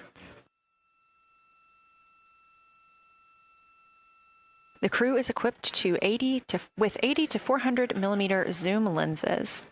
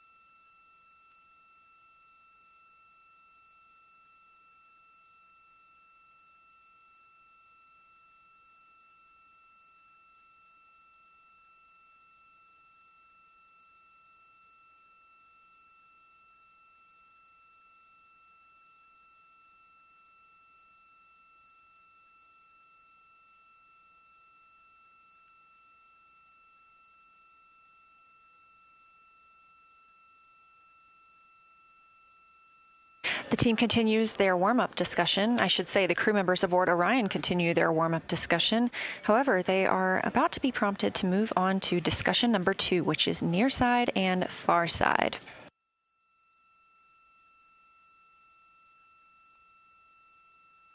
Some of the things that they are looking to capture, the ground has prompted them to photograph anything that stands out to them and to compare the near side versus the far side mare in color, albedo, topography, and texture. They also want the crew to compare the appearance of rayed craters in the near side mare versus in the far side highlands. Of course, a reminder that some of the items that the crew, or some of the landmarks the crew are seeing today, is the first time that humans have ever laid eyes on those portions of the moon.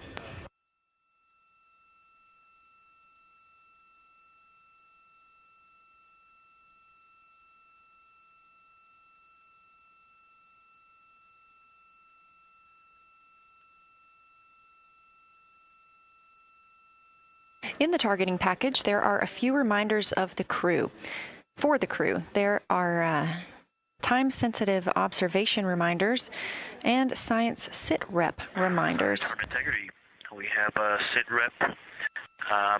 The targets that are being discussed right now, it's the far side, near side comparison, and hearing some great discussion of browns and greens in the Aristarchus Plateau and how those disappear as you go toward the North Pole, and then over to the far side, you lose the color. You've got Jeremy in window 2, Reed in window 1, having a great discussion. Christina's under window, I'm sorry, Reed is in window 3. Christina's under window 1, documenting the discussion. And we've got the lights completely off in the cabin. There are some LEDs that we cannot put out that do provide some light scatter. But we have all of the internal lights off. And are letting our eyes adjust as best we can. The window 4 view, you only get about a third of the moon. Tycho is going to go over the horizon soon, and you can see Aristarchus, and then you start to lose the view as you go to the west in Oceanus and Procellarum. So far, the team is on the plan, and the long lens is being put to good use, and recordings are being made, and internal documentation of the configuration and the observations is ongoing. Science, do you have any questions for us at this time? Integrity Science. Victor, very glad that you provided the first formal science sitrep, as these were indeed your idea. One follow-up question, any relationship between those browns and greens you described? Do you see them blending into one another, and do you see any topography associated with either color?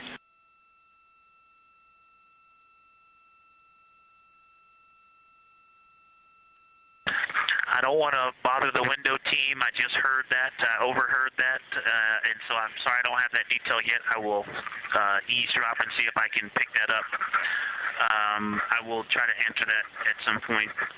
I also heard a comparison of the albedo in Aristarchus, that crater, the very high albedo spot you can see on the near side. There is a feature called, I believe, Burgess Alpha, that is equally or maybe higher albedo.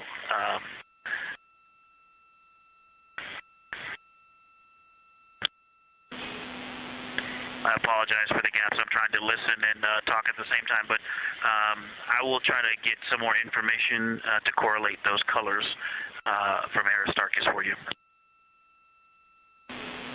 Understood, Victor, and good call to not bug the window team. Really like the brightness comparisons to Burgess A. Really helpful for the science team. Keep them coming. Thanks.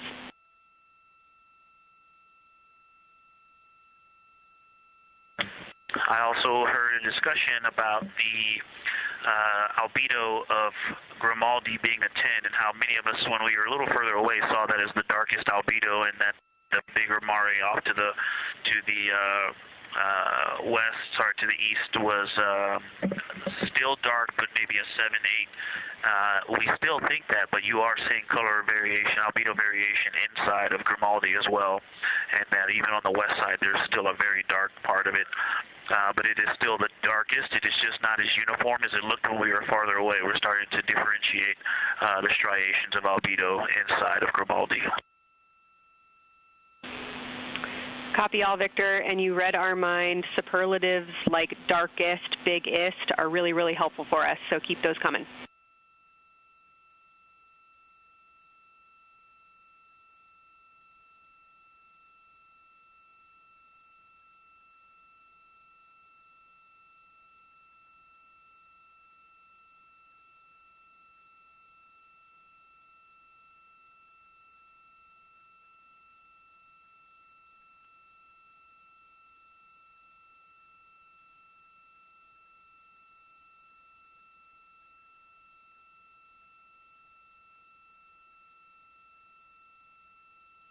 As we were just mentioning, the crew is slated to perform these science sit reps. They are prompted to do so by an icon in their lunar targeting plan.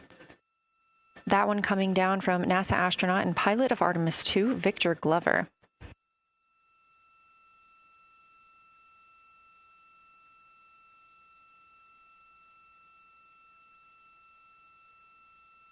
As we discussed, the Capcom is usually the only person in the room speaking with the crew, the capsule communicator. However, today, the science officer, Dr. Kelsey Young, she is the Artemis Science Flight Operations Lead, is speaking with the crew during the flyby to ask any questions that the team may have. To her right is Trevor Graff. He is one of 3 science officers. Those would be Kelsey Young, Trevor Graff, and Angela Garcia, who will also join us later for an interview.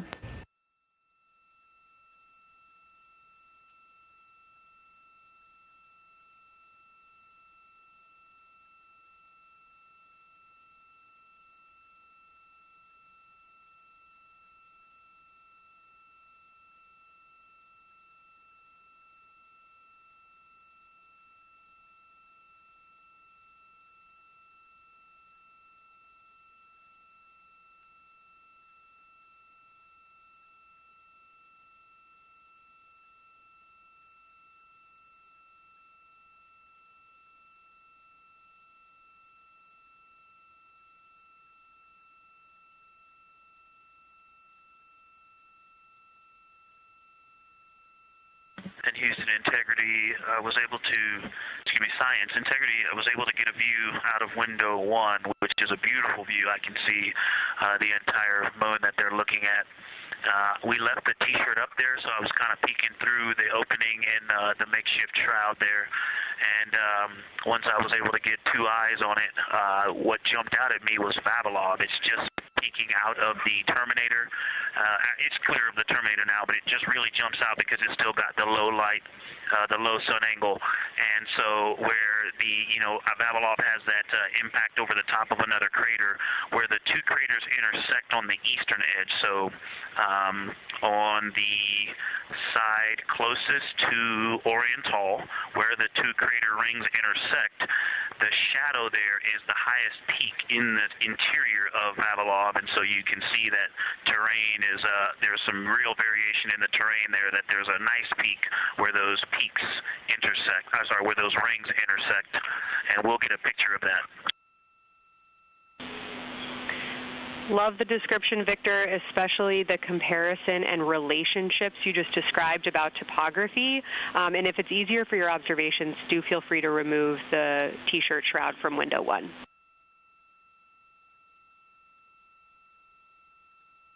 Yeah, absolutely, we will do. Thank you.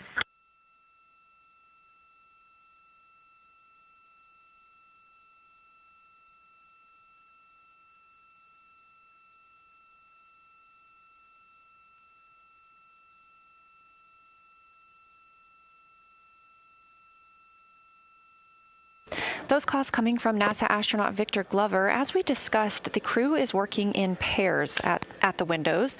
Right now, taking photos are Commander Reed Wiseman and Mission Specialist Jeremy Hansen. Serving as their support team are pilot Victor Glover and Mission Specialist Christina Cook.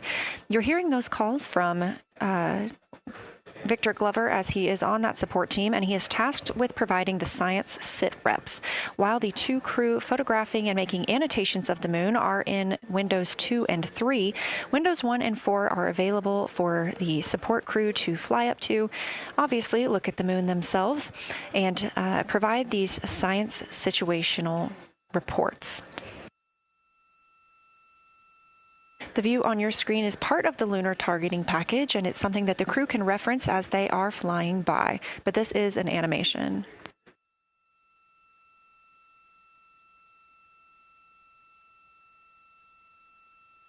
You also heard Glover mention Orion. Orion is a major feature that the team is interested in today, and it's known as the Grand Canyon of the Moon. Until this mission, the Orion Basin had never been seen in sunlight by human eyes. Orion Basin and its surrounding ejecta could fit within a straight line distance from NASA's Johnson Space Center, where we are at today, to Kennedy Space Center.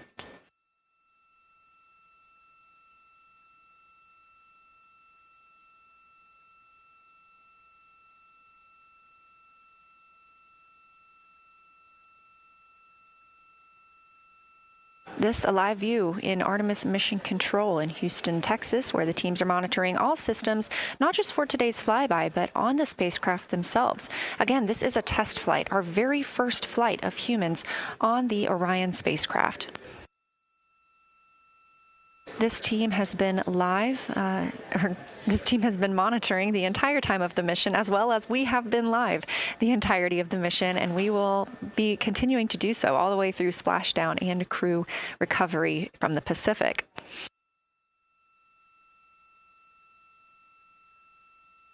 This is a visualization from ARROW, the Artemis Real-Time Orbit website that you can also access at any time by visiting nasa.gov/track-Artemis, showing us that we are now under 10,000 miles from the moon, 9,948 to be specific, and continuing to count down.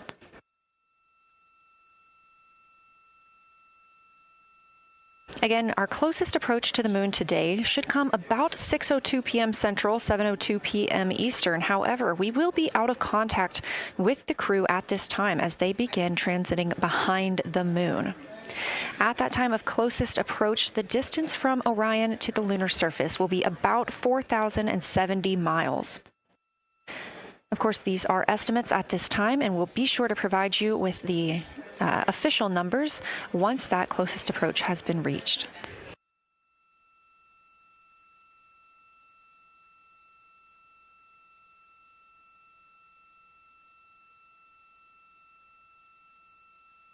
This shot live inside the Orion spacecraft, where our 4 crew members are continuing with their lunar flyby activities.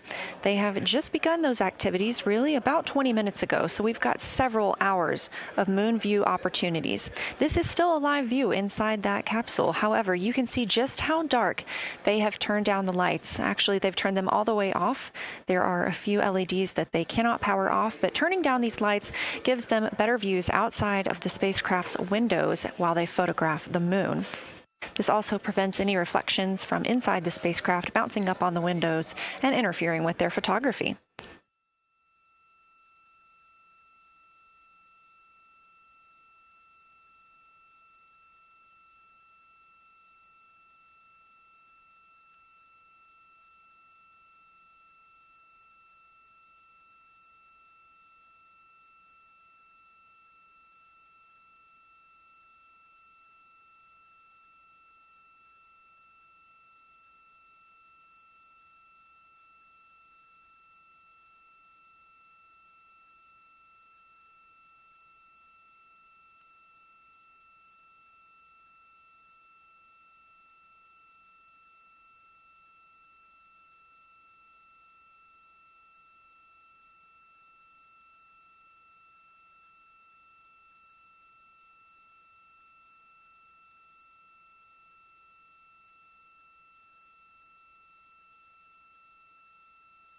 As we were previously discussing, the crew members are serving on teams, the first team being Commander Reed Wiseman and Mission Specialist Jeremy Hansen at the windows photographing what they see. We heard reports earlier that they could see both the moon and the Earth in the same view, and we are looking forward to seeing the moon and the Earth in the same view as well. That Earth set coming up in just a few hours. While Wiseman and Hansen are at the windows photographing, Glover and Cook are serving as support crew. They are able to assist with cameras. They are also providing those situation reports, letting us know how the team is working inside the spacecraft, what they're seeing, and how they're feeling about it.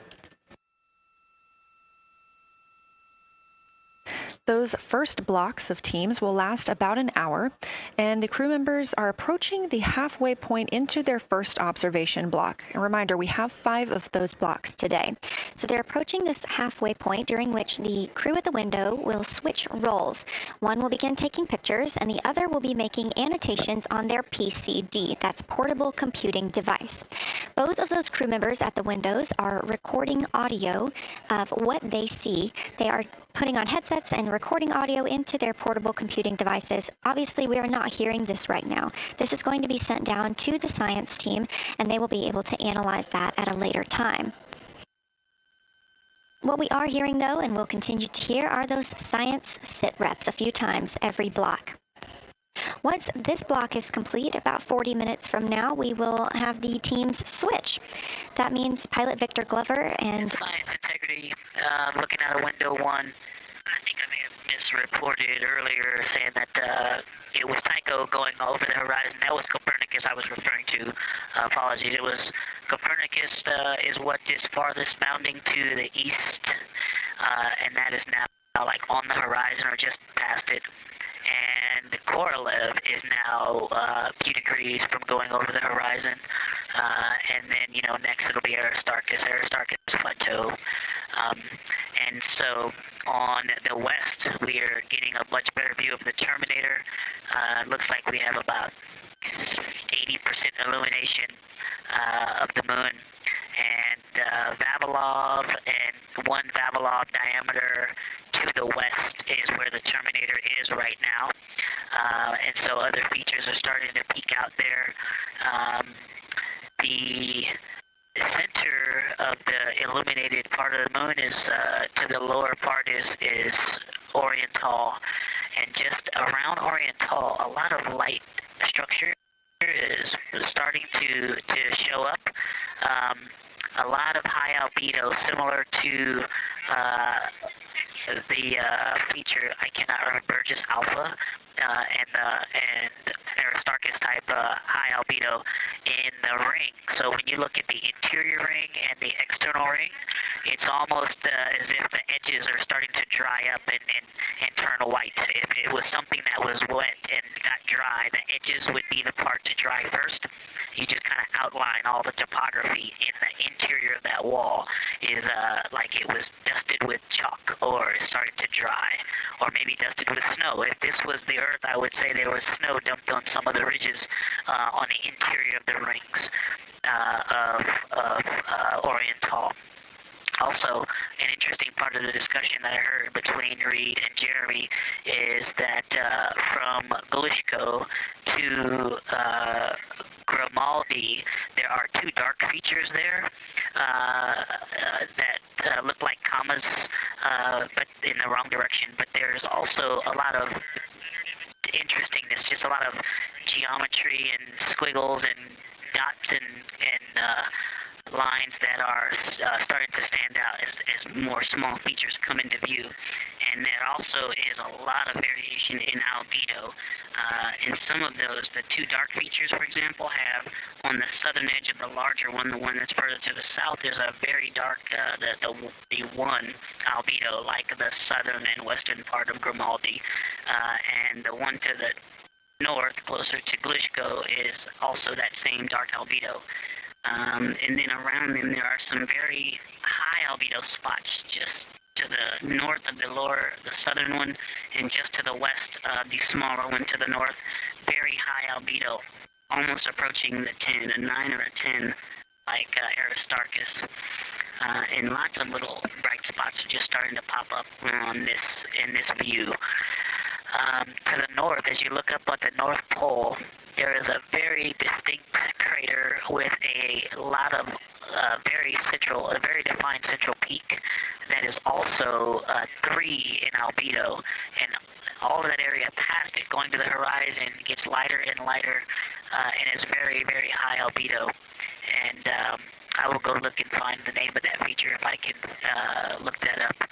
And then to the south, really getting some interesting geography and topography in the South Pole Aiken Basin.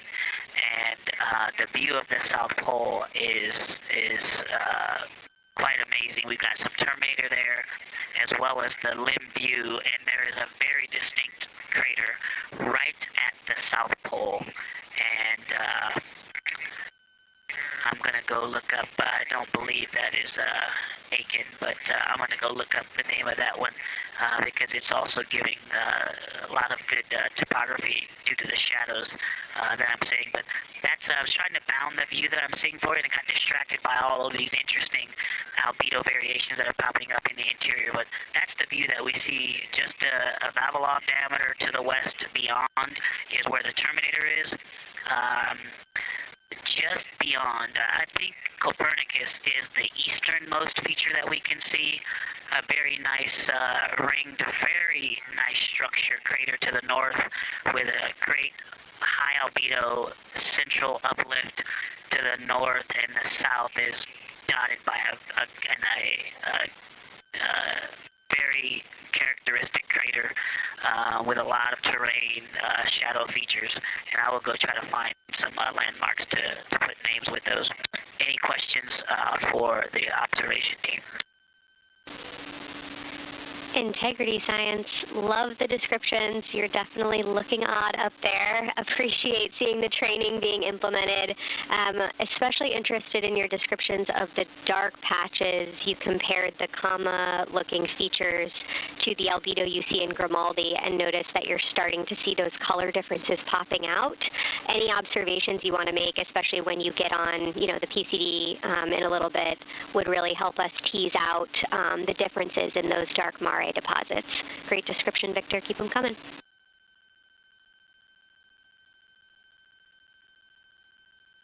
Absolutely will do, and I know you've got descriptions on both of the window observers right now as well. Keep them coming.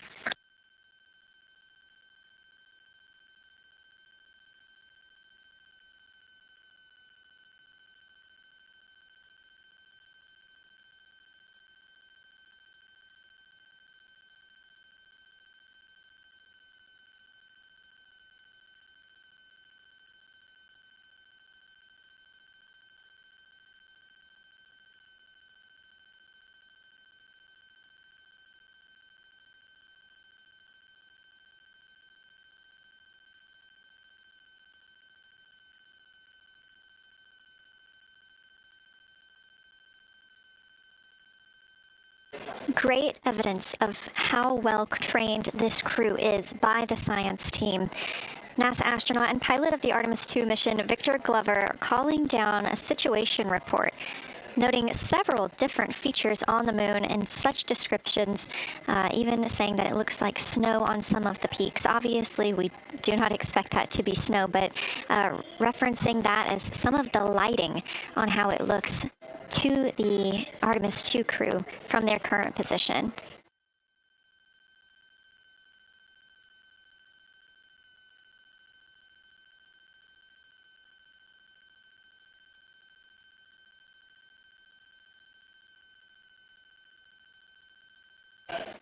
The team is slated to be switching their positions at the windows now.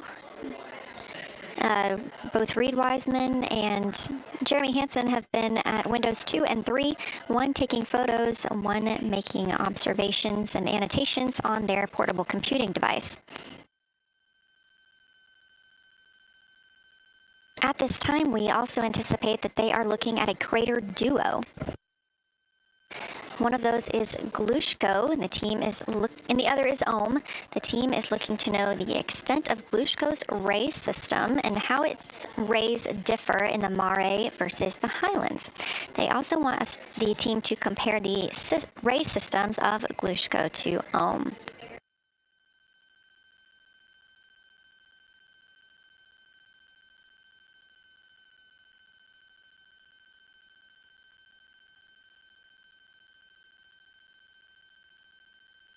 Ohm is considered a young crater.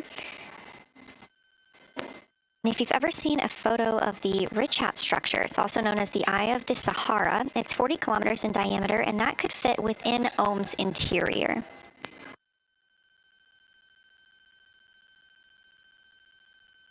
The team is specifically interested in descriptions of that ray visibility, including the color, albedo. Remember, albedo is the brightness or the surface reflection, and the reach.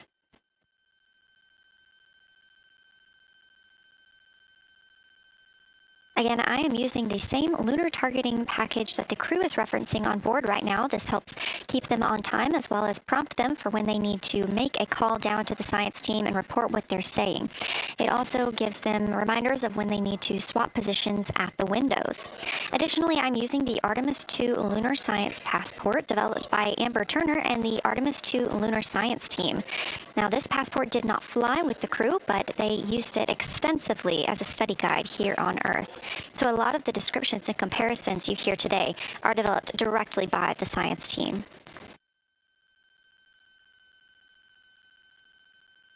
We are now 4 days, 20 hours, and 43 minutes. Science integrity, that crater to the north, that is, it's like we've got one in the north that looks like just a textbook crater, and one on the South Pole as well.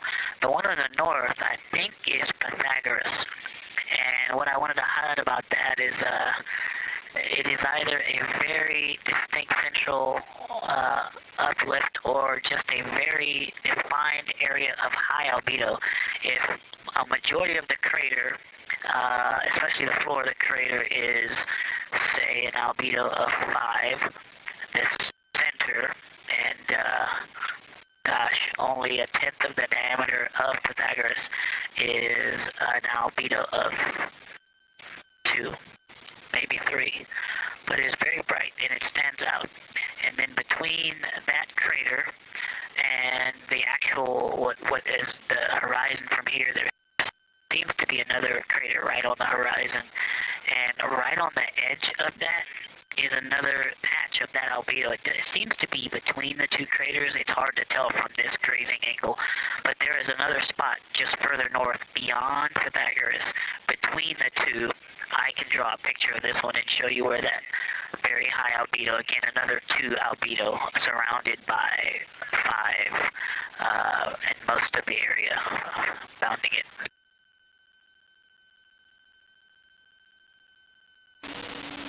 Integrity Science, thanks for that. We agree with the Pythagoras assessment.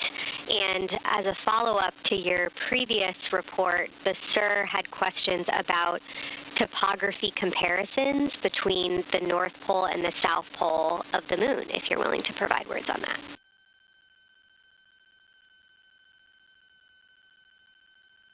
Topography comparisons, absolutely. And if you have any idea what... if you draw a line between Pythagoras and the western edge of the outer defined ring of Orion, it intersects a beautiful textbook crater on the south. I would love to know the name of that. The topography differences, now the South Pole has a little bit of a benefit that it has more of the terminator, and I can see a little more shadowing there, but there's a nice crater right at the South Pole, so that's the main thing defining the topography there. Seems to be quite a bit of elevation change. I can see some very jagged shadows at 90 degree just to the west of that crater at the South Pole. I can see very distinct change in the shadow directions, indicating, I don't know, a very high wall or a very deep canyon just to the west of that. And in the north, it seems to be that from sort of the edge of the mare that's dark, which is maybe 1 Pythagoras diameter south, if you draw a ring about that, maybe the top 7 degrees of the moon, and just draw a ring around that, the near side is an albedo of 5 and looks quite smooth from here. And then along the same edge of the mare, the edge of the mare that kind of Grimaldi is just outside of, Geological is just outside of, Carroll Crater is just outside of, and you start to see the stark differences between the darker 7/8 and the 5s and 6s, the 4s and 5s. If you follow that line up to the north, that line is also where the change in topography happens at the North Pole. The line defining the light and dark on the edge of the mare that you can see from Earth. Draw that line, roughly the midpoint of all that, straight to the North Pole. And on the side facing the Earth, you see smoother topography and dotted by Pythagoras and its next door neighbor crater. And then on the far side, you see a lot more cratering and a lot more topography. And again, the far side has the benefit of a little terminator there, but I am seeing a variation in the topography. It seems to be more jagged and a more challenging place to find a place to land and to even traverse in the south, all around the South Pole. And at the North Pole, it seems to be, it would be more challenging to translate on the far side of the North Pole compared to the near side of the North Pole around Pythagoras. Copy all, Victor. You really help paint a contextual picture of what you're looking at. We really appreciate the way that you're guiding us into the areas you're seeing by drawing comparisons between recognizable features. Thanks for that.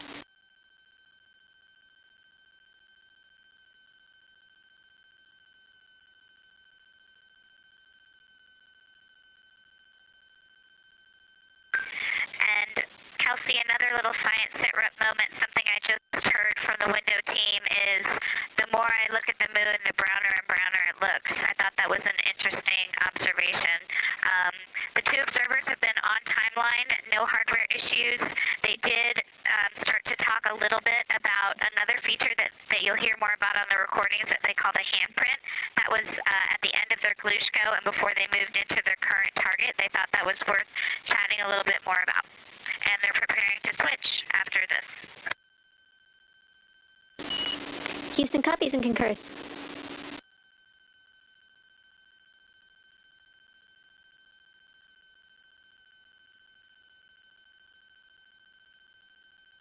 Hey, Houston and Science Integrity, another just observation from the human. My eyes have shifted a little bit since I've been up here. I've been wearing my reading glasses to look at the PCD. Well, this is a very taxing event on the eyes, looking out the window and seeing the very bright moon, then coming back inside to the dark cabin and trying to work cameras and microphones and logistics and lunch and those kinds of things, and then looking at the PCD, which is dimly lit. It's just been an exercise. It is a difficult thing to manage it. I'm up and down on the glasses and then having to wait as my eyes adjust when I come back in. As soon as I look back into the cabin from looking out the window, I can feel my eyes adjusting, and I just have to work through it as they adjust. Appreciate that report, Victor, and know that we are prepared to read you up targets from the ground if that would give you the ability to keep your eyes focused on the moon and not having to swap between that and the PCD. Just let us know.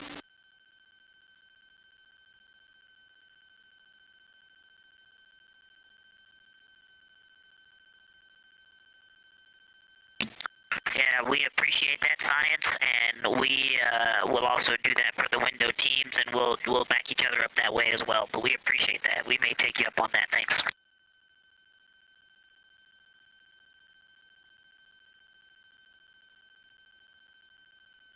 Continued detailed descriptions from the Artemis II crew aboard Orion. Again, this is a test flight, the first time we've flown humans aboard this spacecraft, so every detail, even that it's difficult to look outside the window and then back at the PCD, that portable computing device, every single detail is appreciated as we prepare for future missions.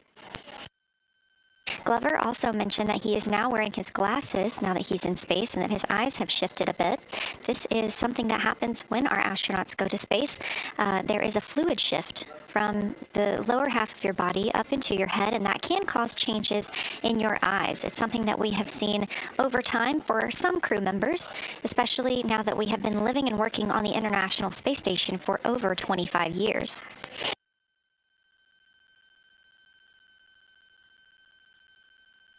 Again, it's clear that these Artemis II astronauts have undergone extensive lunar science training, including classroom instruction, fieldwork, and high-fidelity simulations.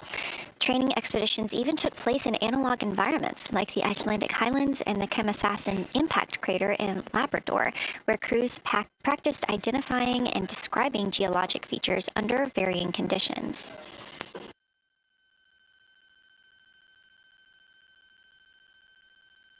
Additionally, here at Johnson Space Center, Orion mock-ups were used to rehearse crew choreography, including three-dimensional space management with an inflatable moon globe to simulate the flyby.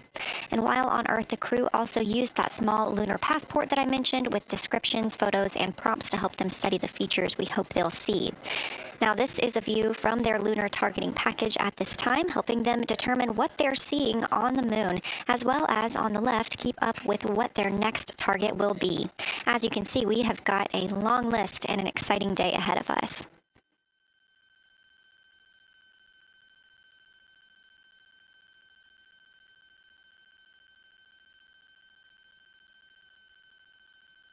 It's now been 4 days, 20 hours, and 53 minutes since Orion launched atop the Space Launch System rocket from Kennedy Space Center in Florida with our 4 crew members aboard. NASA astronauts Reed Wiseman, Victor Glover, and Christina Cook, and Canadian Space Agency astronaut Jeremy Hansen.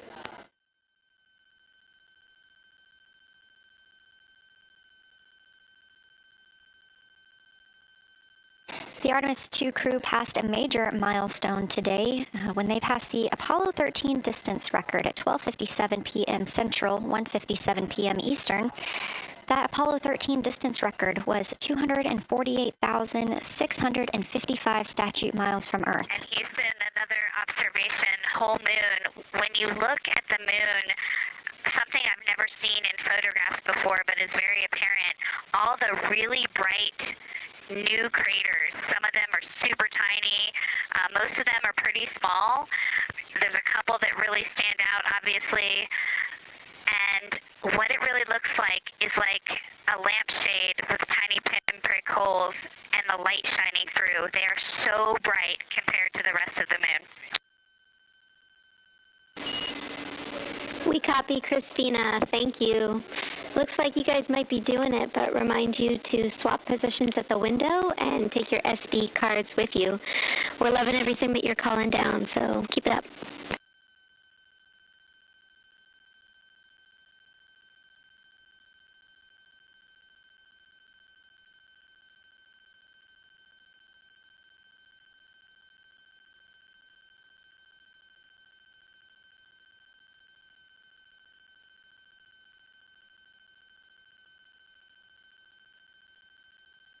Again, Orion previously surpassed that the Apollo 13 greatest distance from Earth by humans. That was 248,655 statute miles from Earth, and Orion now 250,294 miles away from our home planet. The spacecraft is 9,033 miles away from the moon and growing ever closer. At its closest approach, it'll be about 4,070 miles away, and we will make sure we confirm what that distance ends up being. This is an approximation and an estimate ahead of that moment. We're anticipating them to make that closest approach at 6:02 p.m. Central, 7:02 Eastern, when they are in a loss of signal, transiting behind the moon. They will be the first humans in over 50 years to fly behind the moon and lose contact with Earth. We will regain that contact about 40 minutes later as they reconnect to the Deep Space Network, emerging from behind the moon, and we will look forward to seeing an Earthrise.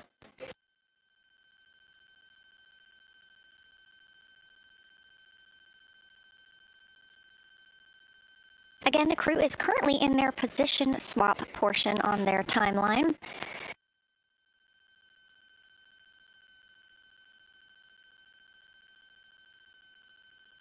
This allows crew members the opportunity and the experience of all roles necessary during today's flyby. Right now, those two crew members at the window have swap positions.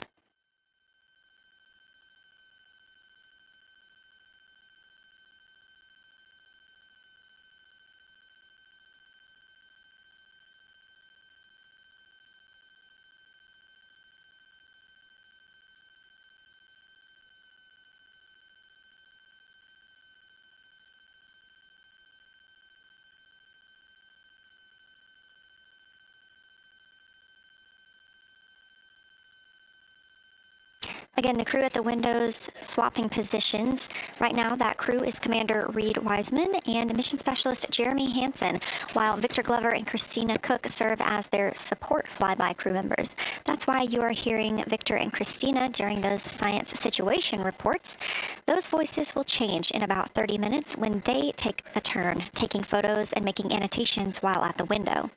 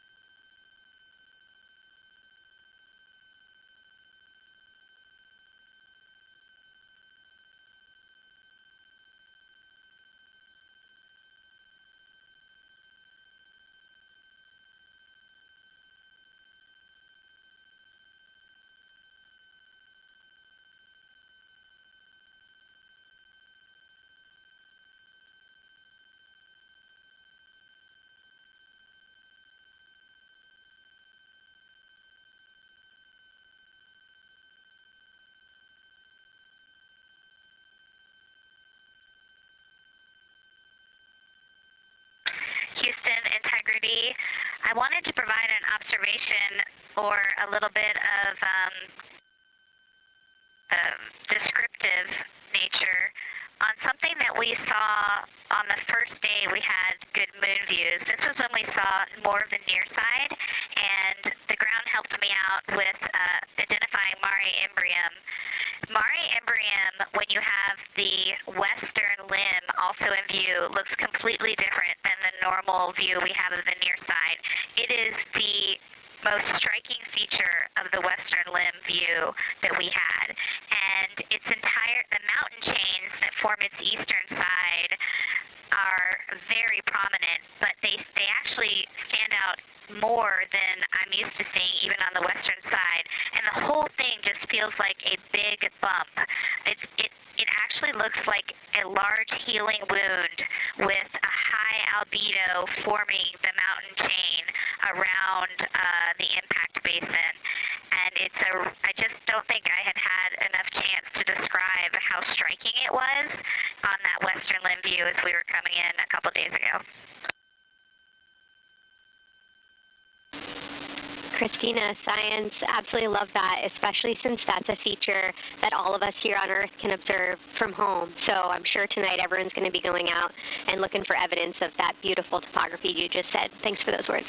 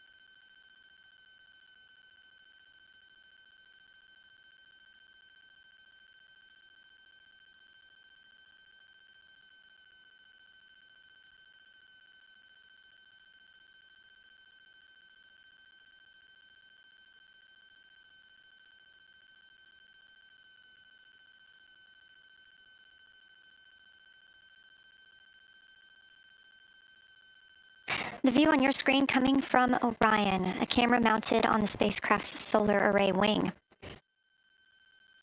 Toward the right of your screen, the near side is the hemisphere we see from Earth.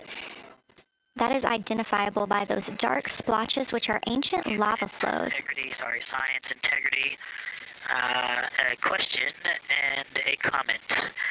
Question is it possible that we're seeing a Schrodinger basin from this vantage point in the Terminator at the South Pole?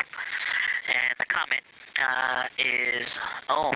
The rays coming out of Ohm are less distinct. We are not seeing the bright rays coming out of it, but the sort of 9 o'clock wedge that is formed by the change in albedo from the interior portion that is to the northeast to the surrounding lighter mare that's 270 degrees to the west. That 90 is very distinct and interior. You got some great descriptions from the two at the window about the colors in there, but in that darker part, in that wedge, you've got some really interesting color, even though the rays, the distinct difference in the albedo almost look like rays, but it's not the rays coming out, it's the just change in that albedo. Integrity science, that is very intriguing, those color rays coming out of Ohm rather than sort of albedo. And as answer to your question, we do not think you can see Schrodinger. It's in darkness as of now. But thanks for that Ohm description, and it sounds like the pair at the window's got great descriptions that we're definitely going to dive into tonight.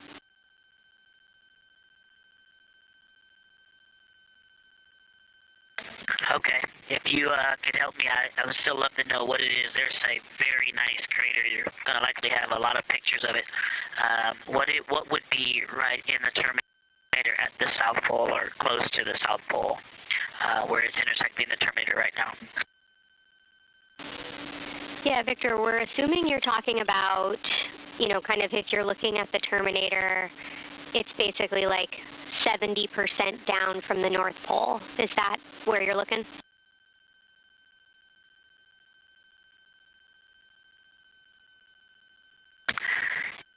Contact, yes, that is where I'm looking.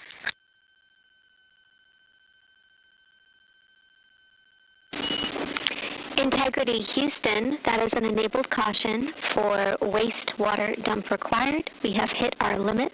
As expected, no crew action.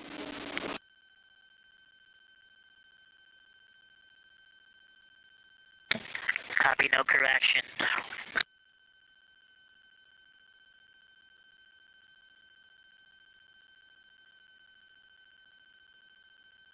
You are. And integrity science, we're trying to figure out what you're looking at there. Is it like right on the Terminator, or is it in the eliminated portion next to the Terminator?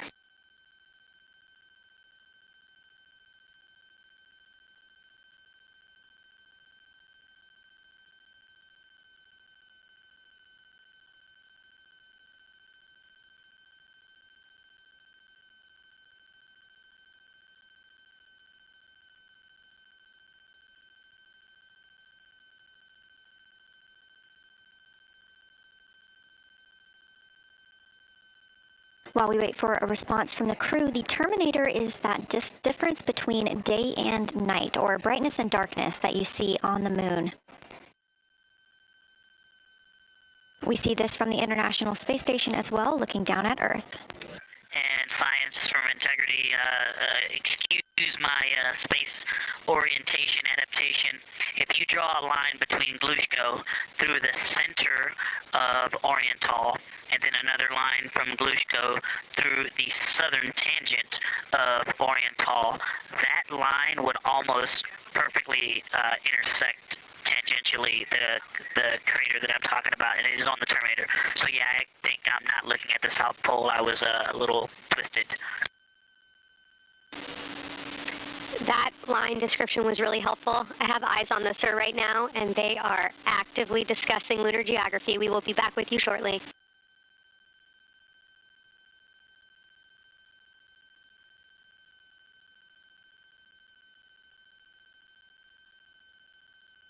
You're hearing a couple of voices today in Mission Control Houston. One of those is Dr. Kelsey Young. Integrity Science, we believe that's Zeeman Crater.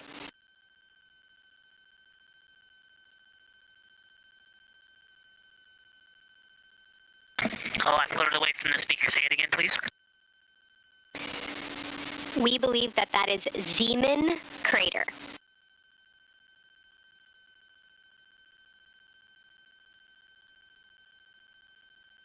Zeeman. Okay, and can you say the first letter? I may be pronouncing that wrong. What's the first letter of that word?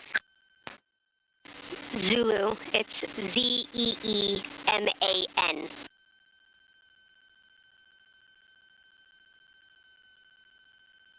Copy.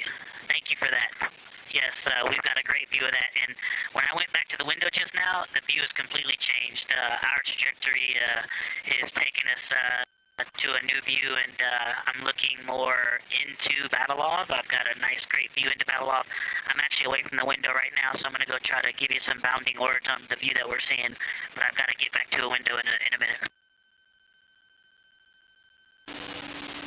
Understood, Victor. You're defining new views of the moon in more ways than one.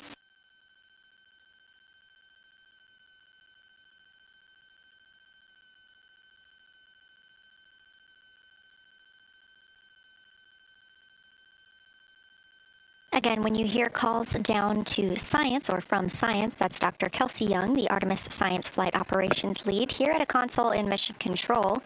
You also hear communications with the crew from Canadian Space Agency astronaut Jenny Gibbons. She is the Capcom for today. She is a backup Artemis II crew member. Those calls from pilot Victor Glover asking about a feature he was seeing, specifically a crater on the moon. Meanwhile, the team here in the science evaluation room was actively working together to determine which feature he was describing.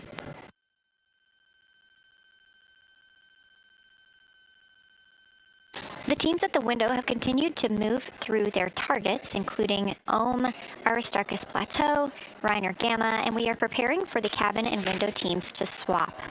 That's when we'll hear more from Reed Wiseman and Jeremy Hansen when they take on these support roles, while Christina Cook and Victor Glover are at the windows photographing and annotating.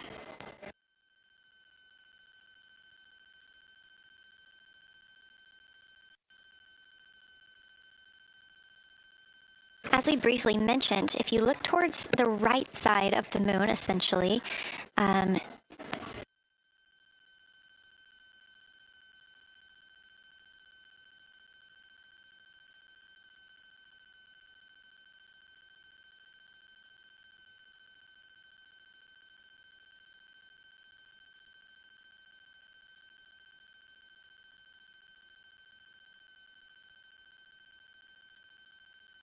this live view coming from a camera outside the Orion spacecraft, and if you look on the right side of the moon where you see those dark patches.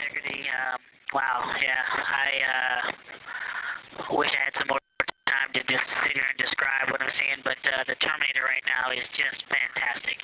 It is the most rugged that I've seen it. From a lighting perspective, there are little islands. There are islands of terrain out there that are completely surrounded by darkness, which indicates some real variation in terrain. Up to the north, there is a very nice double crater. It looks like a snowman sitting there. In the 5-10 degrees below the pole in the Terminator, and then on the southern edge there's almost like a hole. It looks like a hole, and it's the diameter of Vavilov size, just blackness, and then a wall of bright, and then it goes back to the black beyond the Terminator. So there's it looks like there's just a gigantic hole right there. 1 Vavilov diameter east of the Terminator. And as you go south, the Terminator is not a nice smooth arc. It's just jagged. There's almost a 110-degree turn in the shadow as opposed to the nice smooth arc, again indicating some really interesting variations. And I'm sure we'll get some photos of that.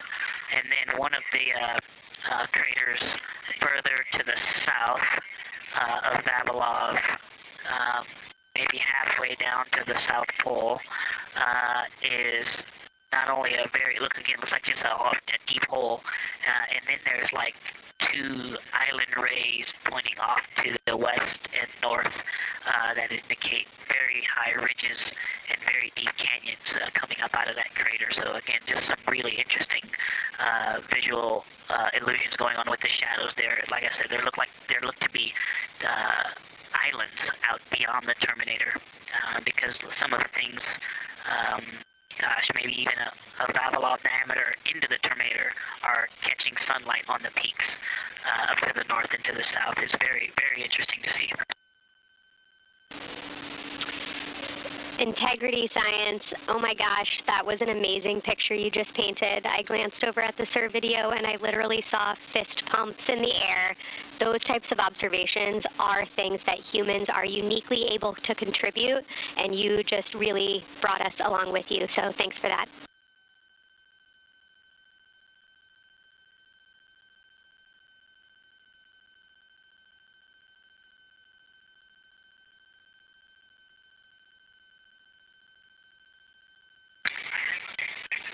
Awesome, Kelsey. Did you get a sit rep updating you on a slight change in logistics for PCD use? Christina, this is Houston. We did not, but we will take it now.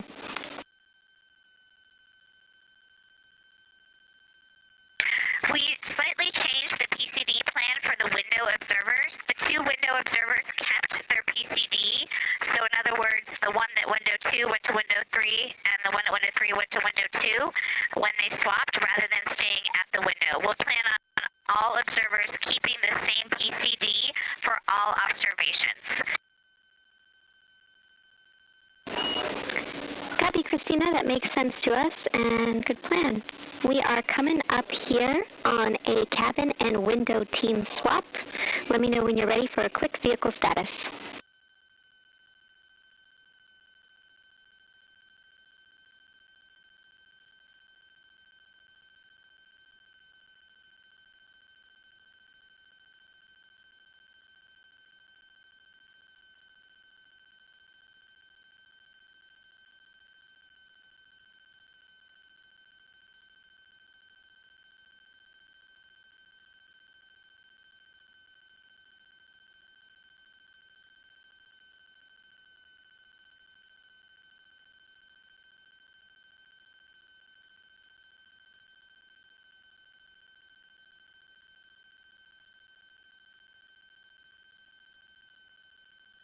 As you heard, Science. Go for the vehicle system update. Howdy, Reed. We don't have much for you. We just wanted to let you know that toilet right now is no-go for use as we stick with the predetermined limit for now. All crew members, please use CCUs. Otherwise, Orion is looking very good. And you have 15 minutes in this handover time where we expect Victor and Christina to switch to the windows and you and Jeremy to be in the cabin assisting. Let us know if you have any questions.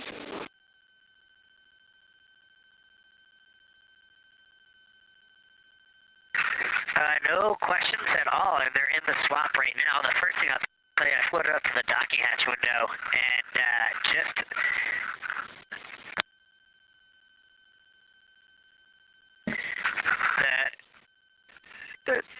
what I'm going to call the Mari around Oriental just looks so different out the docking hatch right now. It's quite a bit darker. It's the same darkness, if not a little darker than Grimaldi. But it's cool after just being in the 400 mil for the last half hour. Looking up close, I got pictures of everything Ike was just describing on the Terminator. It really is a fascinating Terminator. And then Oriental just looks so dynamic right now. It's very three-dimensional at the docking hatch compared to what I was just looking at through the 400 mil.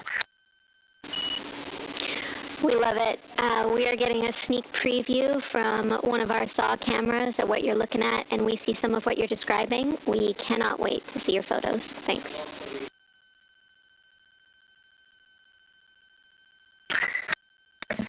Yeah, Jenny, I wish you had some longer lenses on the solar array so you could see the whole moon, but man, it is, or the up-close moon, not the whole moon, but it is just fascinating here. It's so cool. All right, MPO and Inco, take notes. We want a zoom lens on those saws next time. Thanks, Reed.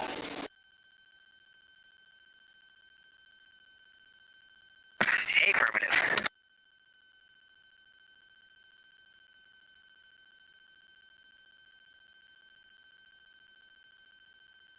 As the crew gets ready to switch positions from the window crew going back to the support crew and the support crew flying up to the windows. This view inside the room, Capcom Jenny Gibbons speaking with the crew, Canadian Space Agency astronaut. The crew has continued to provide excellent descriptions of what they are seeing on the lunar surface. In this picture, or in this live view actually, from Orion and a camera mounted on its solar array wing, if you look at the dark portion on the right side of the screen, those are visible from Earth. That's considered the near side. Those are ancient lava flows from a time early in the moon's history when it was volcanically active. And if you look towards the left, there's that dark, large crater that appears to the left of those lava flows. That's Orion's Hall Basin. It's about 600 miles wide, and it straddles the moon's near and far side. And this mission is the first time that humans have ever been able to see this with their eyes in the daylight. Again, you hear conversation about that terminator. You have a great view of that as well. That's the difference between light and darkness on the moon. Victor Glover explaining that as a very jagged-looking terminator due to the peaks that they're seeing and the craters that they're seeing as they prepare to cross over the far side.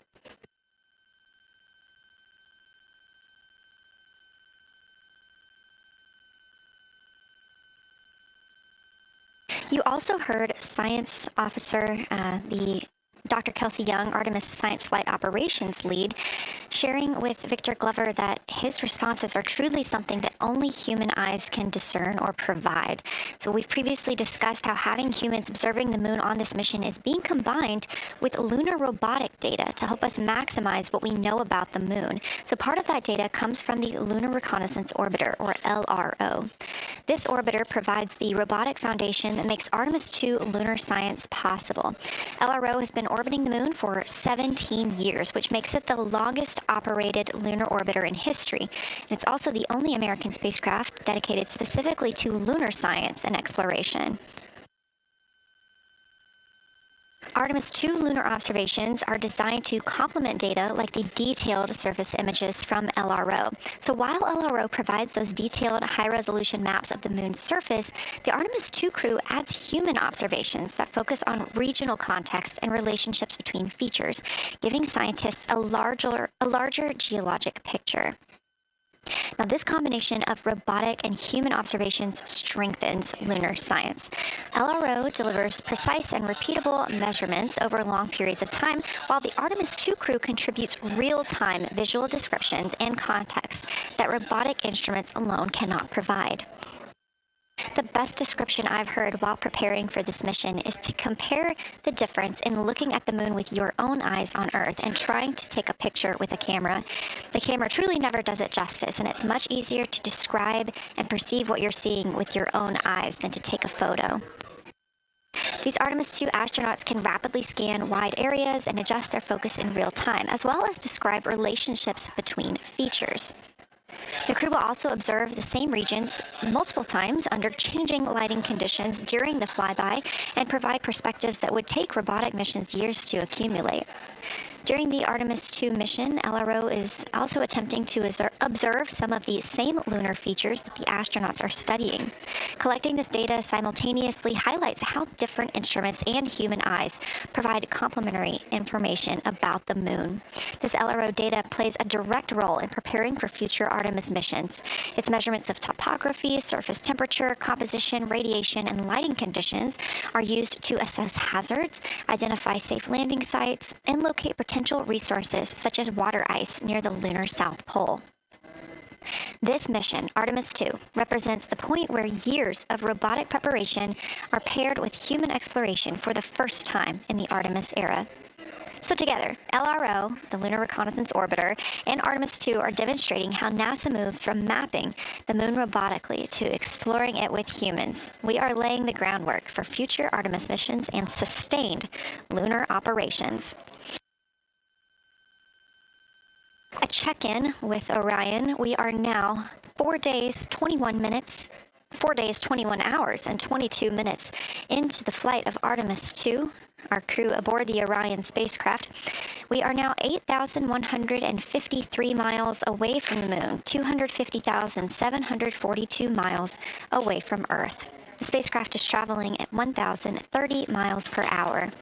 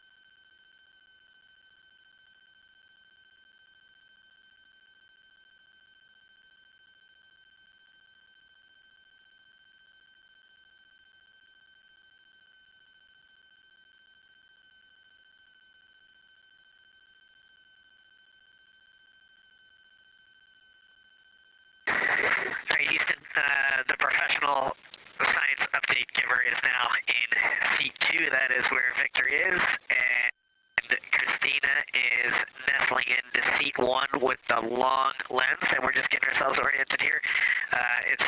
It's a cool view in the cabin. It's actually a cool view to be off the camera now and looking at my crewmates getting up to their observation post and looking in. It's super fun.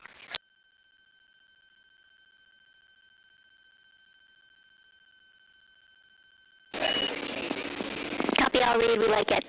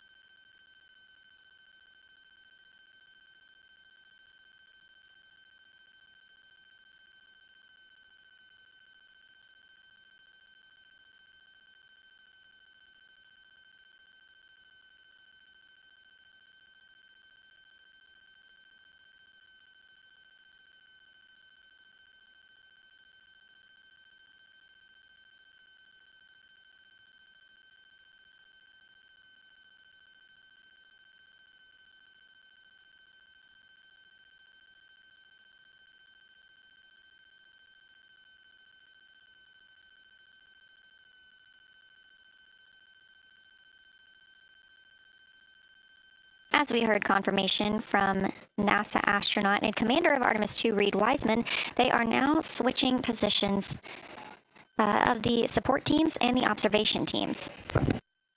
So initially, Reid Wiseman and Jeremy Hansen were at windows 2 and 3 in the Orion spacecraft, taking photos and making annotations in their PCDs, portable computing devices.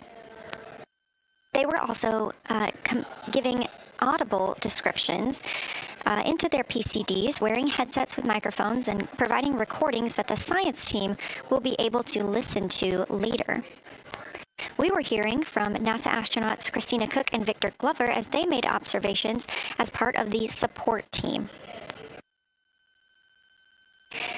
Now, as these teams are swapping, we anticipate hearing more from Reid and Jeremy as they'll be on the support team, while Victor and Christina will be at the windows taking photos and making annotations.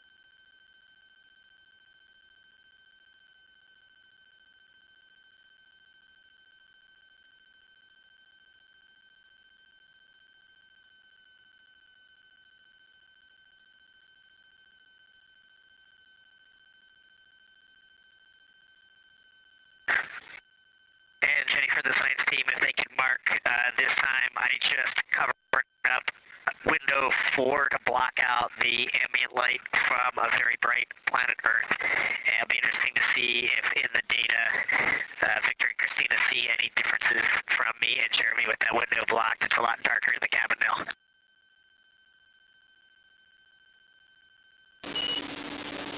Copy, Reed. We're taking note. We'd be curious too.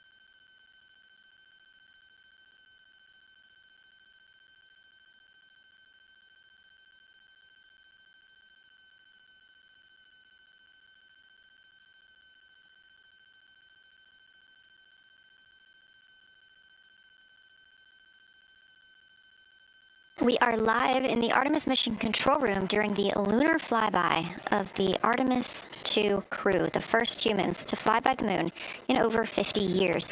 Orion launched 4 days, 21 hours, and 30 minutes ago atop the SLS rocket, Space Launch System rocket from Kennedy Space Center in Florida.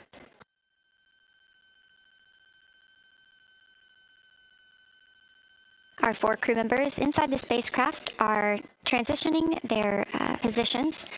The cabin and window teams have swapped. Currently at the window, we have Victor Glover and Christina Cook, NASA astronauts, and serving as support, Reed Wiseman and Jeremy Hansen.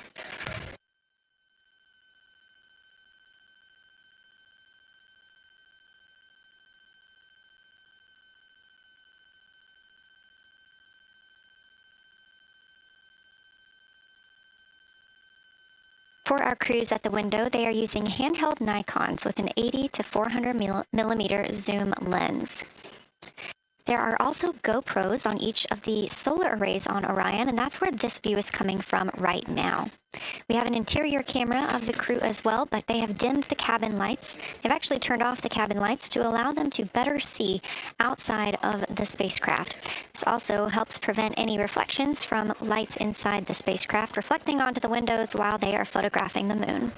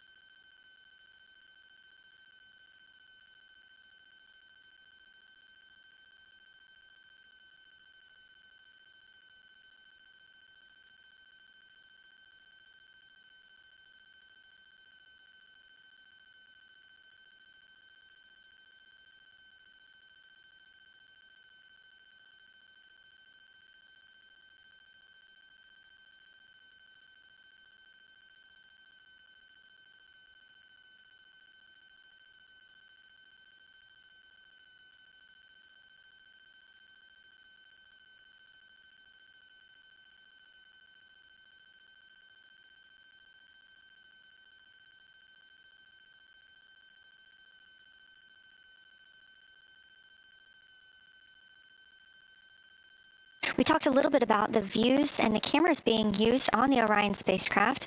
And again, we do have GoPros on the tip of each solar array wing.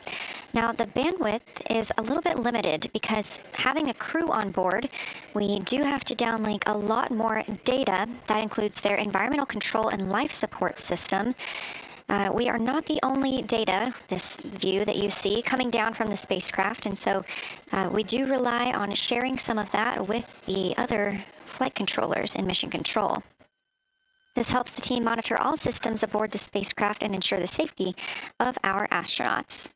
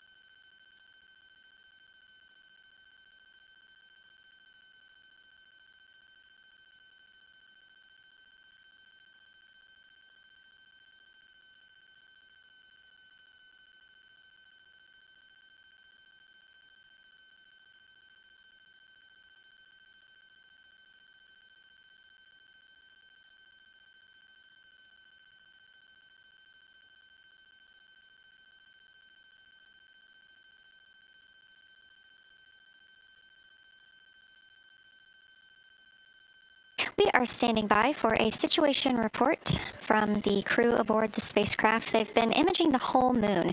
There is now a new crew at the window. That would be Victor Glover and Christina Cook. And so being it's their first time since they have moved up to the window positions, they have a chance to orient themselves and describe and take pictures of any color or albedo variations across the surface. Reminder, albedo is the brightness or reflectiveness. Integrity science for a science sit rep when you're ready.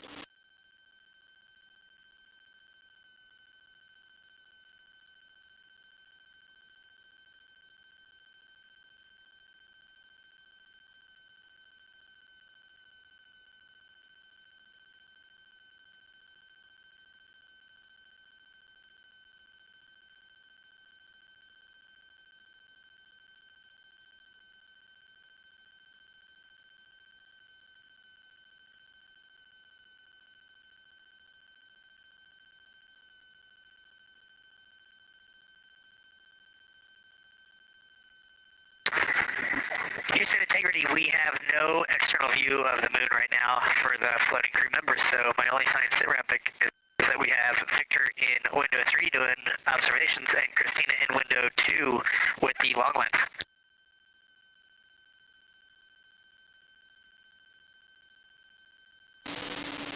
Integrity, we copy.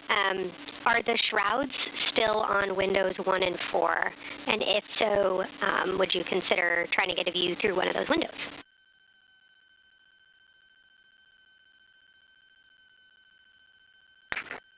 We cannot take the shroud off of 4 because the Earth is too bright and it's impacting Ike's peripheral vision. And then I can get a grazing glimpse out the docking hatch window. I can see Oriental south down to the South Pole. And the primary thing that I see from Oriental right now is just the long trenches that come out. And, you know, when you come out the north side of Oriental, the ejecta kind of boulders across the northern half of the far side. But coming out the southern half of Oriental, I just see those large, here they look like gorges. They're almost like rain when it comes down the Grand Canyon and fingers off into the desert, kind of what it looks like. Also, Burgess Alpha is extremely bright. It's the brightest thing that I can see, even brighter now than Aristarchus, which is heading off to the Terminator. It's almost impossible now to see Aristarchus, the thing that Jeremy and I looked so much at. I can just barely see the crater rays from Ohm, and I would say for albedo right now, I would go back to Grimati is still extremely dark, especially in that southwest corner, and there are parts of Oriental and the outer ring of Oriental that reach that same level of darkness, especially the rings of Oriental reach the same level of darkness as Grimati. And then south of Grimati, Jeremy and I were noting a few other just really dark areas of cratering, Mare there, and those have that same darker albedo. But Burgesshoff is the brightest, and Grimati is the darkest. Integrity Science, that was a great description. Thank you, and thanks for the docking window geometry to give us that description. Any comments before you go on the annular ring in Oriental?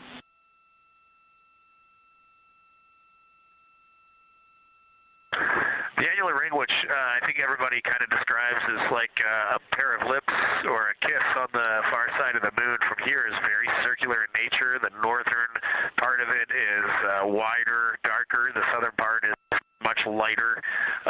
It is very neat looking, and but it is far more circular than I remember it looking in our training.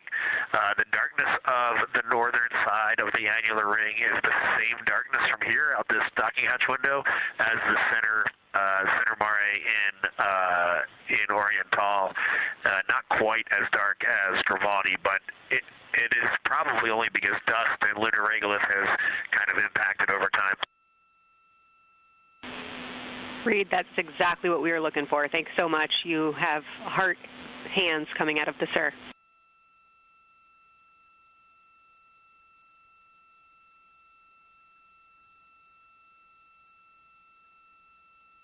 Say that again, Kelsey. Just saying that the SIR was really excited about that. That annular ring was something we were really eager to hear about, so thanks.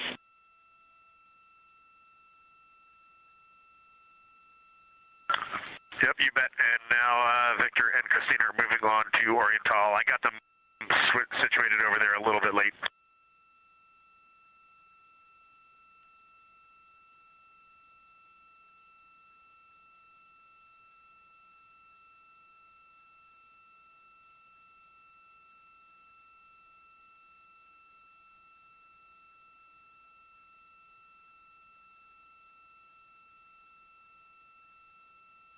That was NASA astronaut Reed Wiseman, now providing a science sit rep as he is away from the windows most of the time. He is working as the support person along with Jeremy Hansen in the spacecraft, as Victor Glover and Christina Cook are now at windows 2 and 3, able to photograph the moon.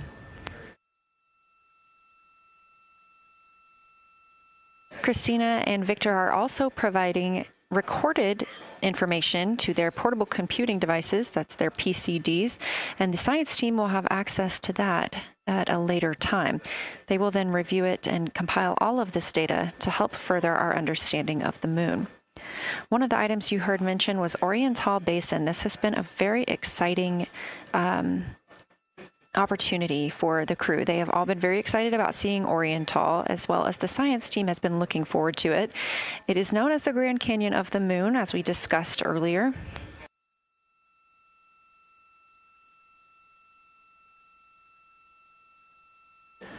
From the pictures, the science team is hoping that the crew will take centered